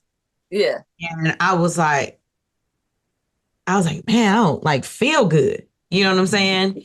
And then it like hit me like, wait, my boobs, everything is like sore. Like it didn't hit me literally till I came back from the rides. Yeah. And I went back home that next night or next day or whatever the case may be. And we were pregnant. So that was, I was literally like 4 weeks, 5 weeks pregnant. I was early pregnant. Yeah. And luckily I could have termed that pregnancy by riding on those rides. You know what I'm saying? I Yeah. had no idea because we literally had just discussed it. So, Yeah. but yeah, I mean, parenting for me, it was very easy for me to take his daughter in as my own, right? And if anybody has ever known me, like I never, ever, ever, unless I was in like a medical situation, I never said like my stepdaughter, right? It was my daughter. My son took her in as his little sister, right? Yeah. And we didn't have her at the time full time. But eventually we did. And it was like a well-oiled machine. Honestly, it was. He knew I was like the one. I wanted to do your hair. I wanted to dress you up like a baby doll. I wanted to make sure my son looked this way and that way or whatever. I was the one. What did you say? Oh, nothing. I was the one who, made sure their rooms, like I was the one who took care of like the kid type stuff. You know what I'm saying? Yeah. So we kind of already like had walked into I guess you say kind of sort of like our roles of what we were going to do in our relationship when it came to parenting. And the fact that he stuck with me through a little bit of my own like baby daddy drama, you know what I'm saying? Like he even flew my son to go see his dad because I couldn't get off. We had to go through court cases. You know what I'm saying? He was there like, hey, what do you need? You need help with this, whatever the case may be. During that time was the recession, right? Yeah. That was one of the hardest times for us because he was an entrepreneur and I lost my job during the recession. Yeah. So it was like all hell broke loose. Months after we got married. Just a few months. I lost my job in December of 2008, literally 2 weeks before Christmas. Yeah. He was still an entrepreneur. 2008, as everyone knows, in 2009 was like a hellhole. Yeah.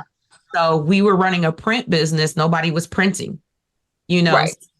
Finances were rough. It was very rough. And I didn't know until years later, like how he was feeling. Because we also had a newborn, Jared came in April of 2009. So I was like pregnant during the recession. Yeah. So it was a lot then. And I noticed the other thing was, and I didn't mention this, is he would keep like his feelings to himself. He wasn't one to talk about, I'm stressed out. I would know when he was happy, but he would just be like, everything's cool. Everything's cool. And I'd be like, are you okay? Do you need to talk? And sometimes I would get mad because I'd be like, okay, you should be mad about this. You know what I'm saying? He'd be like, it's all right. It's all right. Yeah. So learning his personality didn't really kick in until we had been together for a minute. For quite some time. I mean, it's still. So how did you survive that? How did you survive? Like, how do you work through those types of challenges? I mean, is it just like, hey, we in this thing, we together, we a couple, we just got to roll through it. What is it? How do you make it through it? Like she said, it was hard. You make it through, I think in the end, because of love and desire to still be with the person and all of that. But it's the not giving up part, right? Don't give up, keep striving. Now it's my whole life I've been a hustler. You know what I'm saying? That's always been me. That's how I grew up because we didn't have much, right? And if I wanted some of the stuff that other people had, I had to hustle. I had to find a way, and I wasn't doing it illegally. You know what I'm saying? Right. So find a way to get what you want. And that was always my take. Like, if you want something, find a way. And I still think that way to this day. Yeah. We talked about it earlier. I was like, if we want this thing, she's like, how are you going to do it? I was like, we'll make it happen. She's like, what? Like how? Yeah, I'm a realist. I'm like, nope. I need to see numbers. I need to see what happened fiscal year 21, 22, and 23 before we commit to something. But in the end, right. I've always been the one to make it happen. I don't care what it is. I'll say, what is it? And then we'll be like, okay. And then it'll eventually end up happening most of the time. right? So Okay. that's always been my mindset, and it's what I still stick to, right? I'll say if it's something we're gonna dream for, I'm gonna make it happen. It's just I don't know how long it's gonna take to get there, but we're gonna make it happen. You know, with that, it's the same way in a relationship. We're gonna make it happen. It'll be all right. Like that's one of my sayings that she sometimes hates. I'll say it's gonna be all right. She, I don't want to hear that right now. I'm pissed off. Let me be pissed. Like, no, dude, Give me my moment. you know, so Yeah. that's where we differ. I don't you sound know like a dude though. but- What I'm saying, I don't sound like a dude. I do have a raspy voice, but I don't sound like a dude. So Raquel, tell me what it is that you love about Bartell. I know you said you love his entrepreneurial spirit and his hustling. What do you love though, sentimentally? He without a doubt is a dope provider. Like he is reliable. He is caring. I love the family feel, right? Like sometimes I question, like, okay, are my parents your parents or are they my parents? You know, like that. It means a lot to me. You know what I'm saying? Because I mean, this is my cousin. Our family is like everything. You know what I'm saying? If you can't get along with my family, I don't know what this ain't gonna work, right? Right. The Christian part is another big piece. You know what I'm saying? For him to bring me into his church, even when we were dating, that actually a lot to me. But yeah, I mean, he is my calm because I'll be like, pop off. You know what I'm saying? Yeah. I will. He is like the reserved Raquel. You know what I'm saying? Like we have a lot of things in common, but we also have a lot of things that are polar opposite, right? I'm like the dance on the couch to wake you up, throw something at you, the prankster, you know. I mean, I'm a Gemini. I literally, that's me, right? Yeah. So I'm the wow, let's turn on music and dance. And it could be straight up a weekday, Tuesday, it's 1:00. I'm like, you know, and he'll just be over there like, you know. So, and it's calm, but even in the situations that I went through, but he's dope when it comes to like his loving, you know what I'm saying, ways, like the way he is towards family, the way he is towards his business. That's like the top items, to be honest with you. The reliability, the way he treated my son since day one. Treated me, you know what I'm saying, for me to lose my job a year into our marriage, and you know, he carried us. You know, we had bumps and hills and stuff like that or whatever, but he brought us to where we are right now. You know what I'm saying? Because I didn't until 2011. When I got my master's. So it wasn't until 2011. So, you know, he went out. I mean, it's just dope. He's just a dope provider when it comes to stuff like that. All right. And Bartell, about Raquel? And he's not ugly. Well, on Tuesdays and Fridays, no, I'm just playing. Anywho. When he keeps his head shaved, no, I'm just playing. So when she shaves her mustache, no. He jealous because he can't grow one. No, this one. I prefer not to. If you, no. You know, like it's some of the same things that made me want to do it in the first place, right?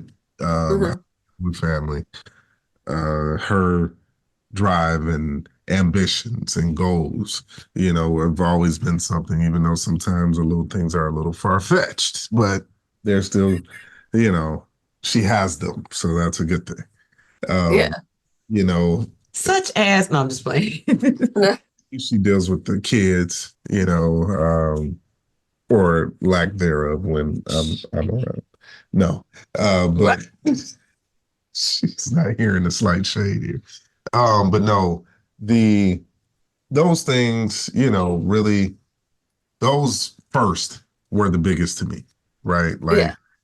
All right, because I've always been a strong family person, even though my family is a little awkward. You know, I've always been one of the glues in the family still, you know, where I was one of the oldest cousins. So and still to this day, I'm like seen as the big brother, to a lot of them, all of that, good friendships and all of that. So it was important to me, to have that, you know what I'm saying? Like to have a good family environment. And she's good with that. The other thing was, her craziness at times. Because like she said, I am the more reserved. I can be real chill, laid back. It's sometimes good to have that little bit of crazy, right? Yeah, because she get crazy. But it's good to have that balance at times, And, I liked everything from her head to her ankles. Well, all right. All right. That's great. He has nice feet. He hates feet. So he hates, it doesn't matter, even baby's feet. He wouldn't even cut the toenails. He wouldn't even cut the toenails of our old baby's feet. I had to cut Oh, no. But once they reach 2, it's no longer a baby foot. So they can have a smell. They can have, no. Your feet, your baby feet stink at 2 years old. We got a whole other type of situation. That's a different situation for sure. So then tell me about keeping the love alive. Tell me about that. How do you keep the love alive? Is that important to a marriage? Romance, spice. Is that important to keep the love fresh? You got to keep it crazy, sexy, cool. Yeah, it's very, very okay, TLC. Yep. But it requires threats. What? No. It requires what? A lot of threats. But you know what? Wait, so I will say this. We have been through different stages in our relationship. We've been married now 17 years. All right. Yeah. 17? Uh-huh. Yeah. 17 years. And this year.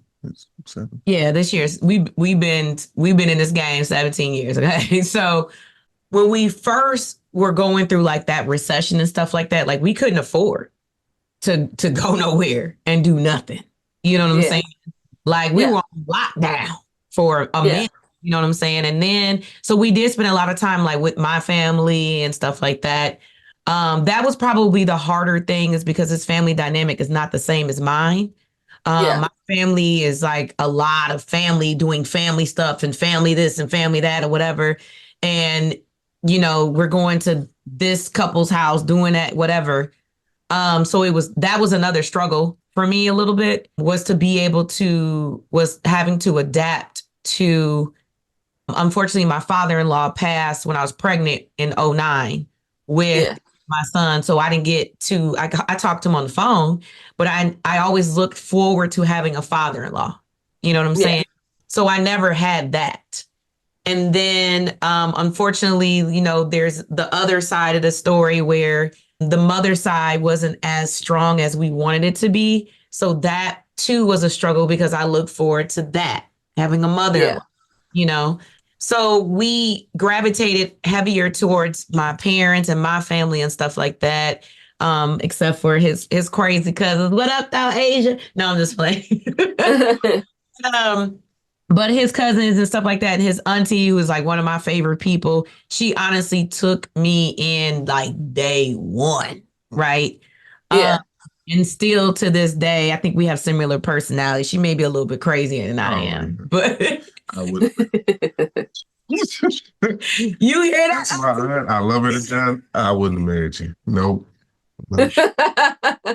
But that was a big piece for me, because my whole life I envisioned, and, my cousin and I, we grew up seeing, people being married 20, 30, 40, 50 years. And we didn't see a lot of like broken up situations.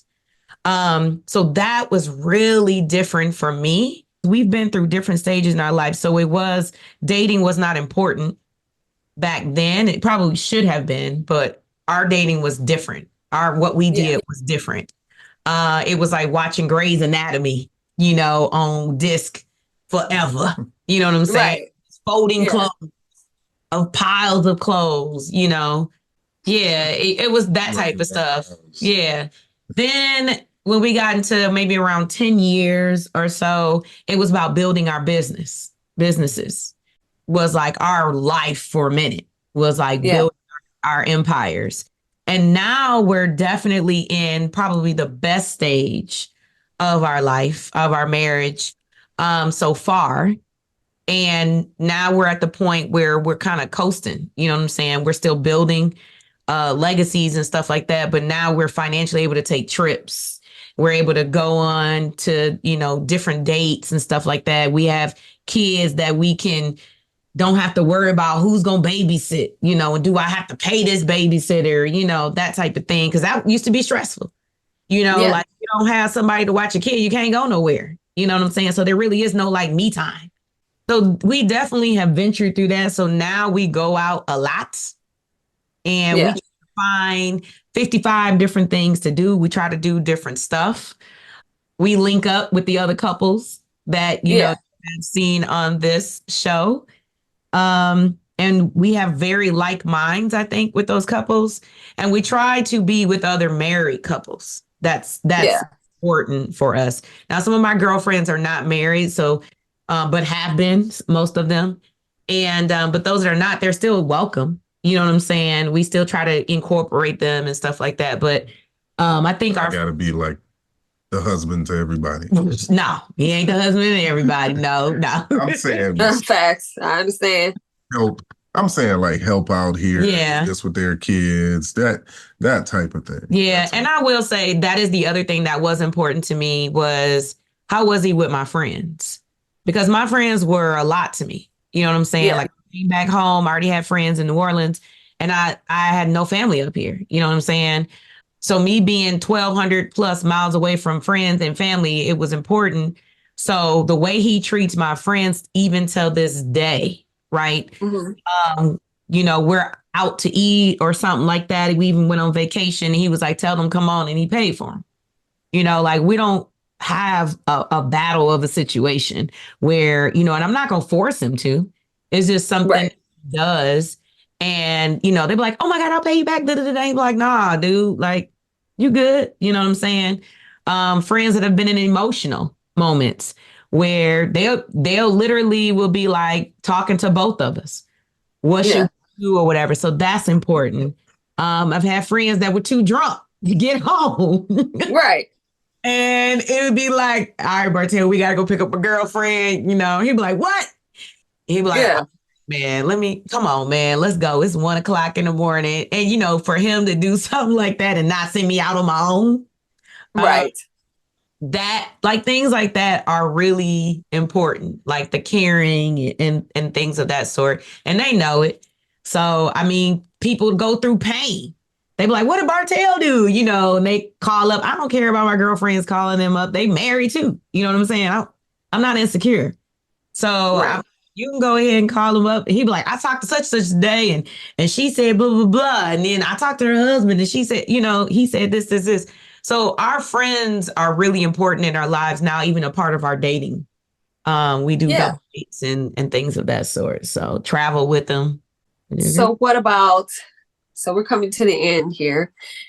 So I got 2 more questions. The big one that I forgot to ask, and that is the dun, dun, dun, dun. All right. So you both had kids, y'all blended the family. What happens though? Is it the parents that come first, the husband and the wife, or is it the children and the children's needs that's coming first? Who's taking the side? Are you like, well, I gotta make sure my child is good first before I come to you? So does it switch off? Which one is it? Over the years, it fluctuates, I would say.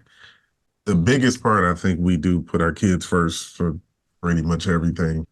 But, you know, there's times where we try to find it for ourselves. But even then, the kids still probably take the front most of the time. So, you know, even in planning, you know, we're like, well, we really want to do this, but they have this or they have that, or this is going on, you know, are they going to be okay? Can they be asleep? We have somebody to watch or whatever it is, you know, where they take, I think, precedence in most of the stuff we do. Doesn't mean it should, but I think that's what happens. And what about when it comes to the needs? Because case you didn't hear it, that do their needs though come before your spouse's needs? Do you know what I'm saying? Are you saying, yeah, it does sometimes, and maybe I should. Yeah. Okay. Again, Yeah. I think for the most part, we put our kids up front a lot. Okay. Yeah. When it comes to needs or responsibilities and things like that. When I say needs, it can be anything. If they need something that has to be purchased, we're going to purchase that over something that we need. You know what I'm saying? Certain, or we may not have really needed, but we're going to put them first. Not her bougie self, but that's really. Is your answer for yourself, and I will go next. But anyway, yeah, I think that's what we do. You know? All right, Raquel. Yes. So it's two things. When we first got married, that actually was a problem. Okay. Because he was in the moment of, I have to do for my child, right? Yeah. And she wasn't living in the house or whatever. So he thought that, oh, I got to get up and go get some milk for, this other household. I got to do this. I got to do. I said, hold on, time out. That's not how this is going to work. Right. Absolutely not. That person is a whole grown ass woman, right? Yeah. Who has to learn how to take care of her household. This is my household, our household, right? So that I had to set the groundwork, like, this is first. You know what I'm saying? That I think still to this day is a battle for him.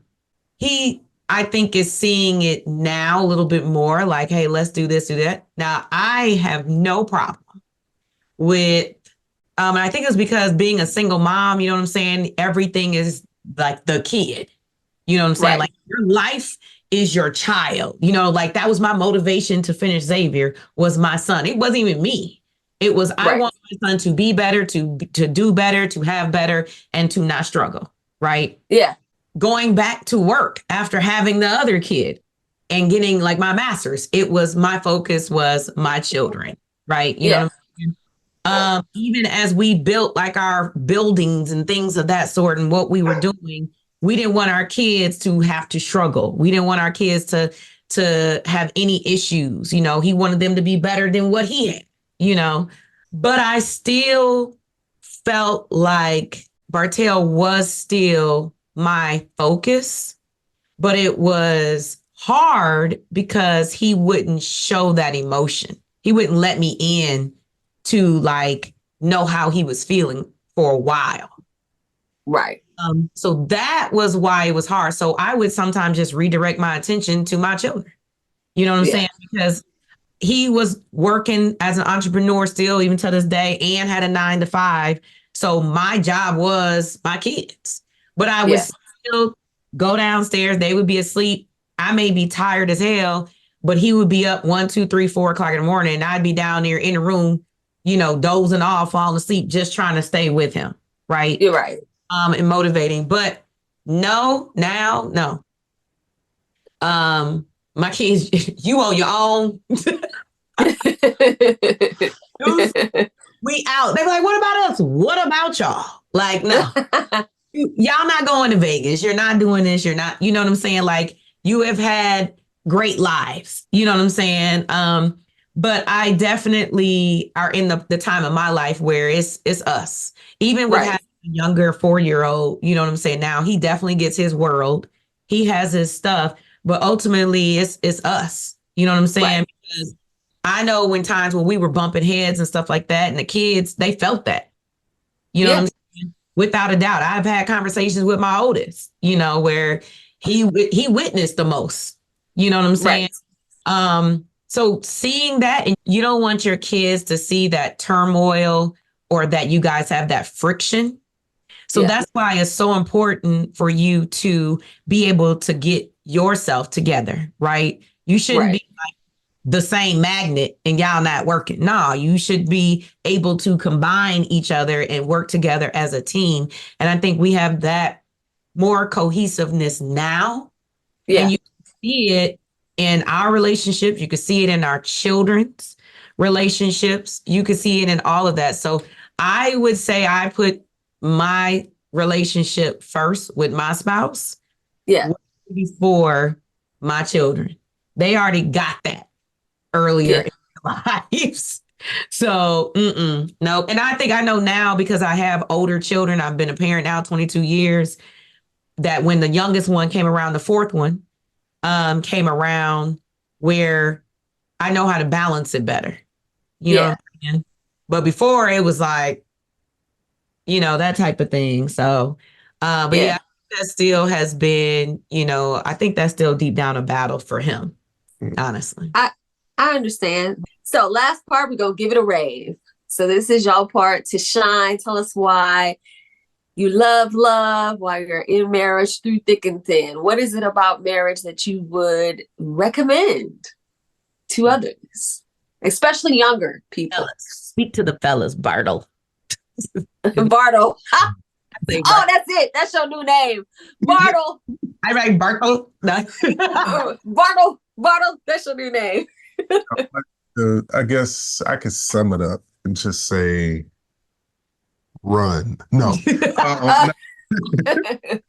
No, seriously. Don't just get married just to say you married. Right? The other thing is make sure the person that you're marrying is the one that you want to marry. That's the other thing. So, take the time to find out. Take the time to see. Because if you do it right, it's going to be a lifelong commitment, right? Yes. And, you're going to have ups. You're going to have downs. You're going to have some spots right in the middle, right? But at the end of the day, as long as you can make it more of those ones that are on top, then secondary be the ones in the middle, and make the lows be the small portion of that scale, you'll be all right. And, I think those benefits and things that you can get on the top in that middle ground outweigh tremendously the other option, right? People say grass greener and this, it's no water over there, no soil. So, you can see the green for a little bit, but it's going to die, you're not going to have the water to replant it. So, in a marriage, you want to just keep the water there so you can keep pouring it on so it can continue to grow. That's it. All right. That's my metaphor. Okay. But what if your water is soiled? And then I guess you throw that water away and get you a new one, I guess. But we said give it a raise. We got some weeds. No, I'm just playing. No. It's wrong, no matter what. So the good thing about being married, there's quite a few things. And I know, we've heard this from a lot of couples, but it's the truth, is through when you're happy, you got something exciting to tell.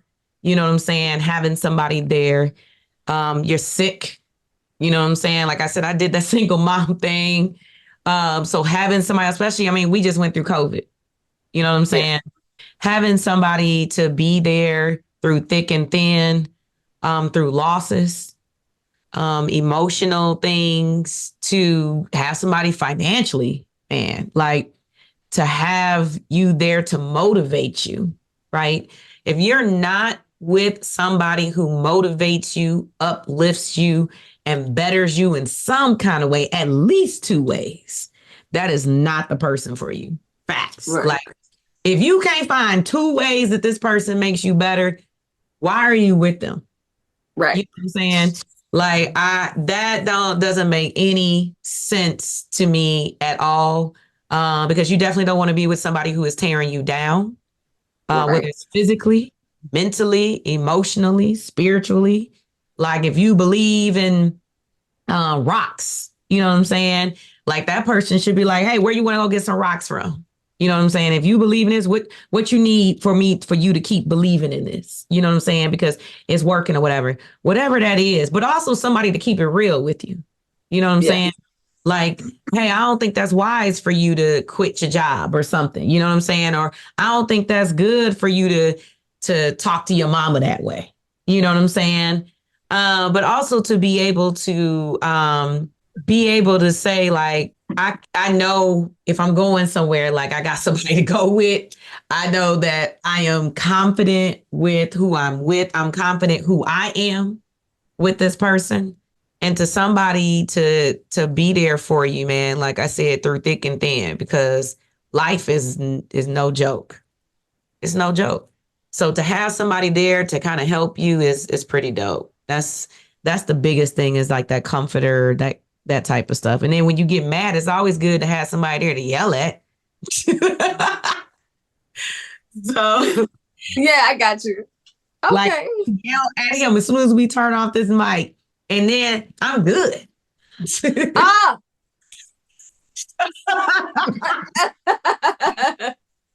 Help. Whatever. Anyway. That's it, my lovely people. I thank you so much for sharing your marriage and your just taking a moment to just let us have a little peek inside and helping others through your marriage. And I appreciate you spending your time with us today. Yes, we thank you, Bartell, for joining us on our podcast as we are Shades of Life. And thank you for keeping it real tonight. I'm always here on that side of the camera. Not me. Yeah. So, and you know what? We're while we are speaking of someone supporting you, so the equipment that you see here, including the sofa, it was bought by my husband. He surprised me because he heard. Oh, that's nice. He heard my dream, and I've been talking about it actually for a long time. But yeah, and he was like, "Hey, come here! I got to show you something." And one day it was the sofa, right? And then I was like, man, I got to buy all this podcast stuff. And I really want it to be this way. And my husband's a techie type person. So he knew what to get, thank God, right? And he supported that dream. So now here we are on chapter 9 of 50 Shades of Life. He's the one who actually did the logo that you see on 50 Shades of Life. And he the equipment that the song was made on. He supported my son's dream. He will be a guest again. So having somebody in your corner to support you in your dreams, you guys, again, ultimately, that is what we're pushing today on this episode. We thank all of the couples for joining us on this Valentine's Day special. We hope that somebody, everybody, anybody that listened to this tonight, the multiple episodes or however we end up splitting this up, because it's so dope what we heard. I tell you, wouldn't you agree? Like, yes, man, I learned. Yeah. I think honestly, Bertel, he hasn't heard anything, right? I think every couple actually learned something else about them on this show. True. Yes. Like, I think every single one was like, I didn't know that. Yep, true. Yep. Or if they didn't say it, their face was like. So did you learn that you're bougie? I am not bougie. Bougie is like stuck up and like. No, that's stuck up. No, that's not it. We don't mean it in a negative way. What's your definition of bougie? Raquel. Anyway. I'm bougie. But anyway, you guys definitely tune in. We thank you so much for listening to 50 Shades of Life chapter 9. But we also want you guys to please stay tuned because we already have some more things lined up you guys do not want to miss. But happy Valentine's to all of the single and married couples and non-married and whatever else you are. Leave your side pieces alone and I'm just playing. Keep your side pieces. And also, listen, you can celebrate yourself. You don't have to be in a couple to celebrate Valentine's. I always send my daughter something every single year. She sends something to me. Celebrate the people you love. You don't have to be in a couple. So 100%. So again, stay tuned. Please like, love, subscribe, share. We need you guys to share. If you're interested in being a guest like Mr. Bartell right here, please feel free to email us at 50shadesoflife@gmail.com. That is 50SHA8DES of life@gmail.com. Meanwhile, we will catch you guys in another couple weeks. Stay tuned and love you guys. Take care. Good night. Good night. Dishes, fresher than them dishes. Tell your grant your wishes. I'm a tarot reading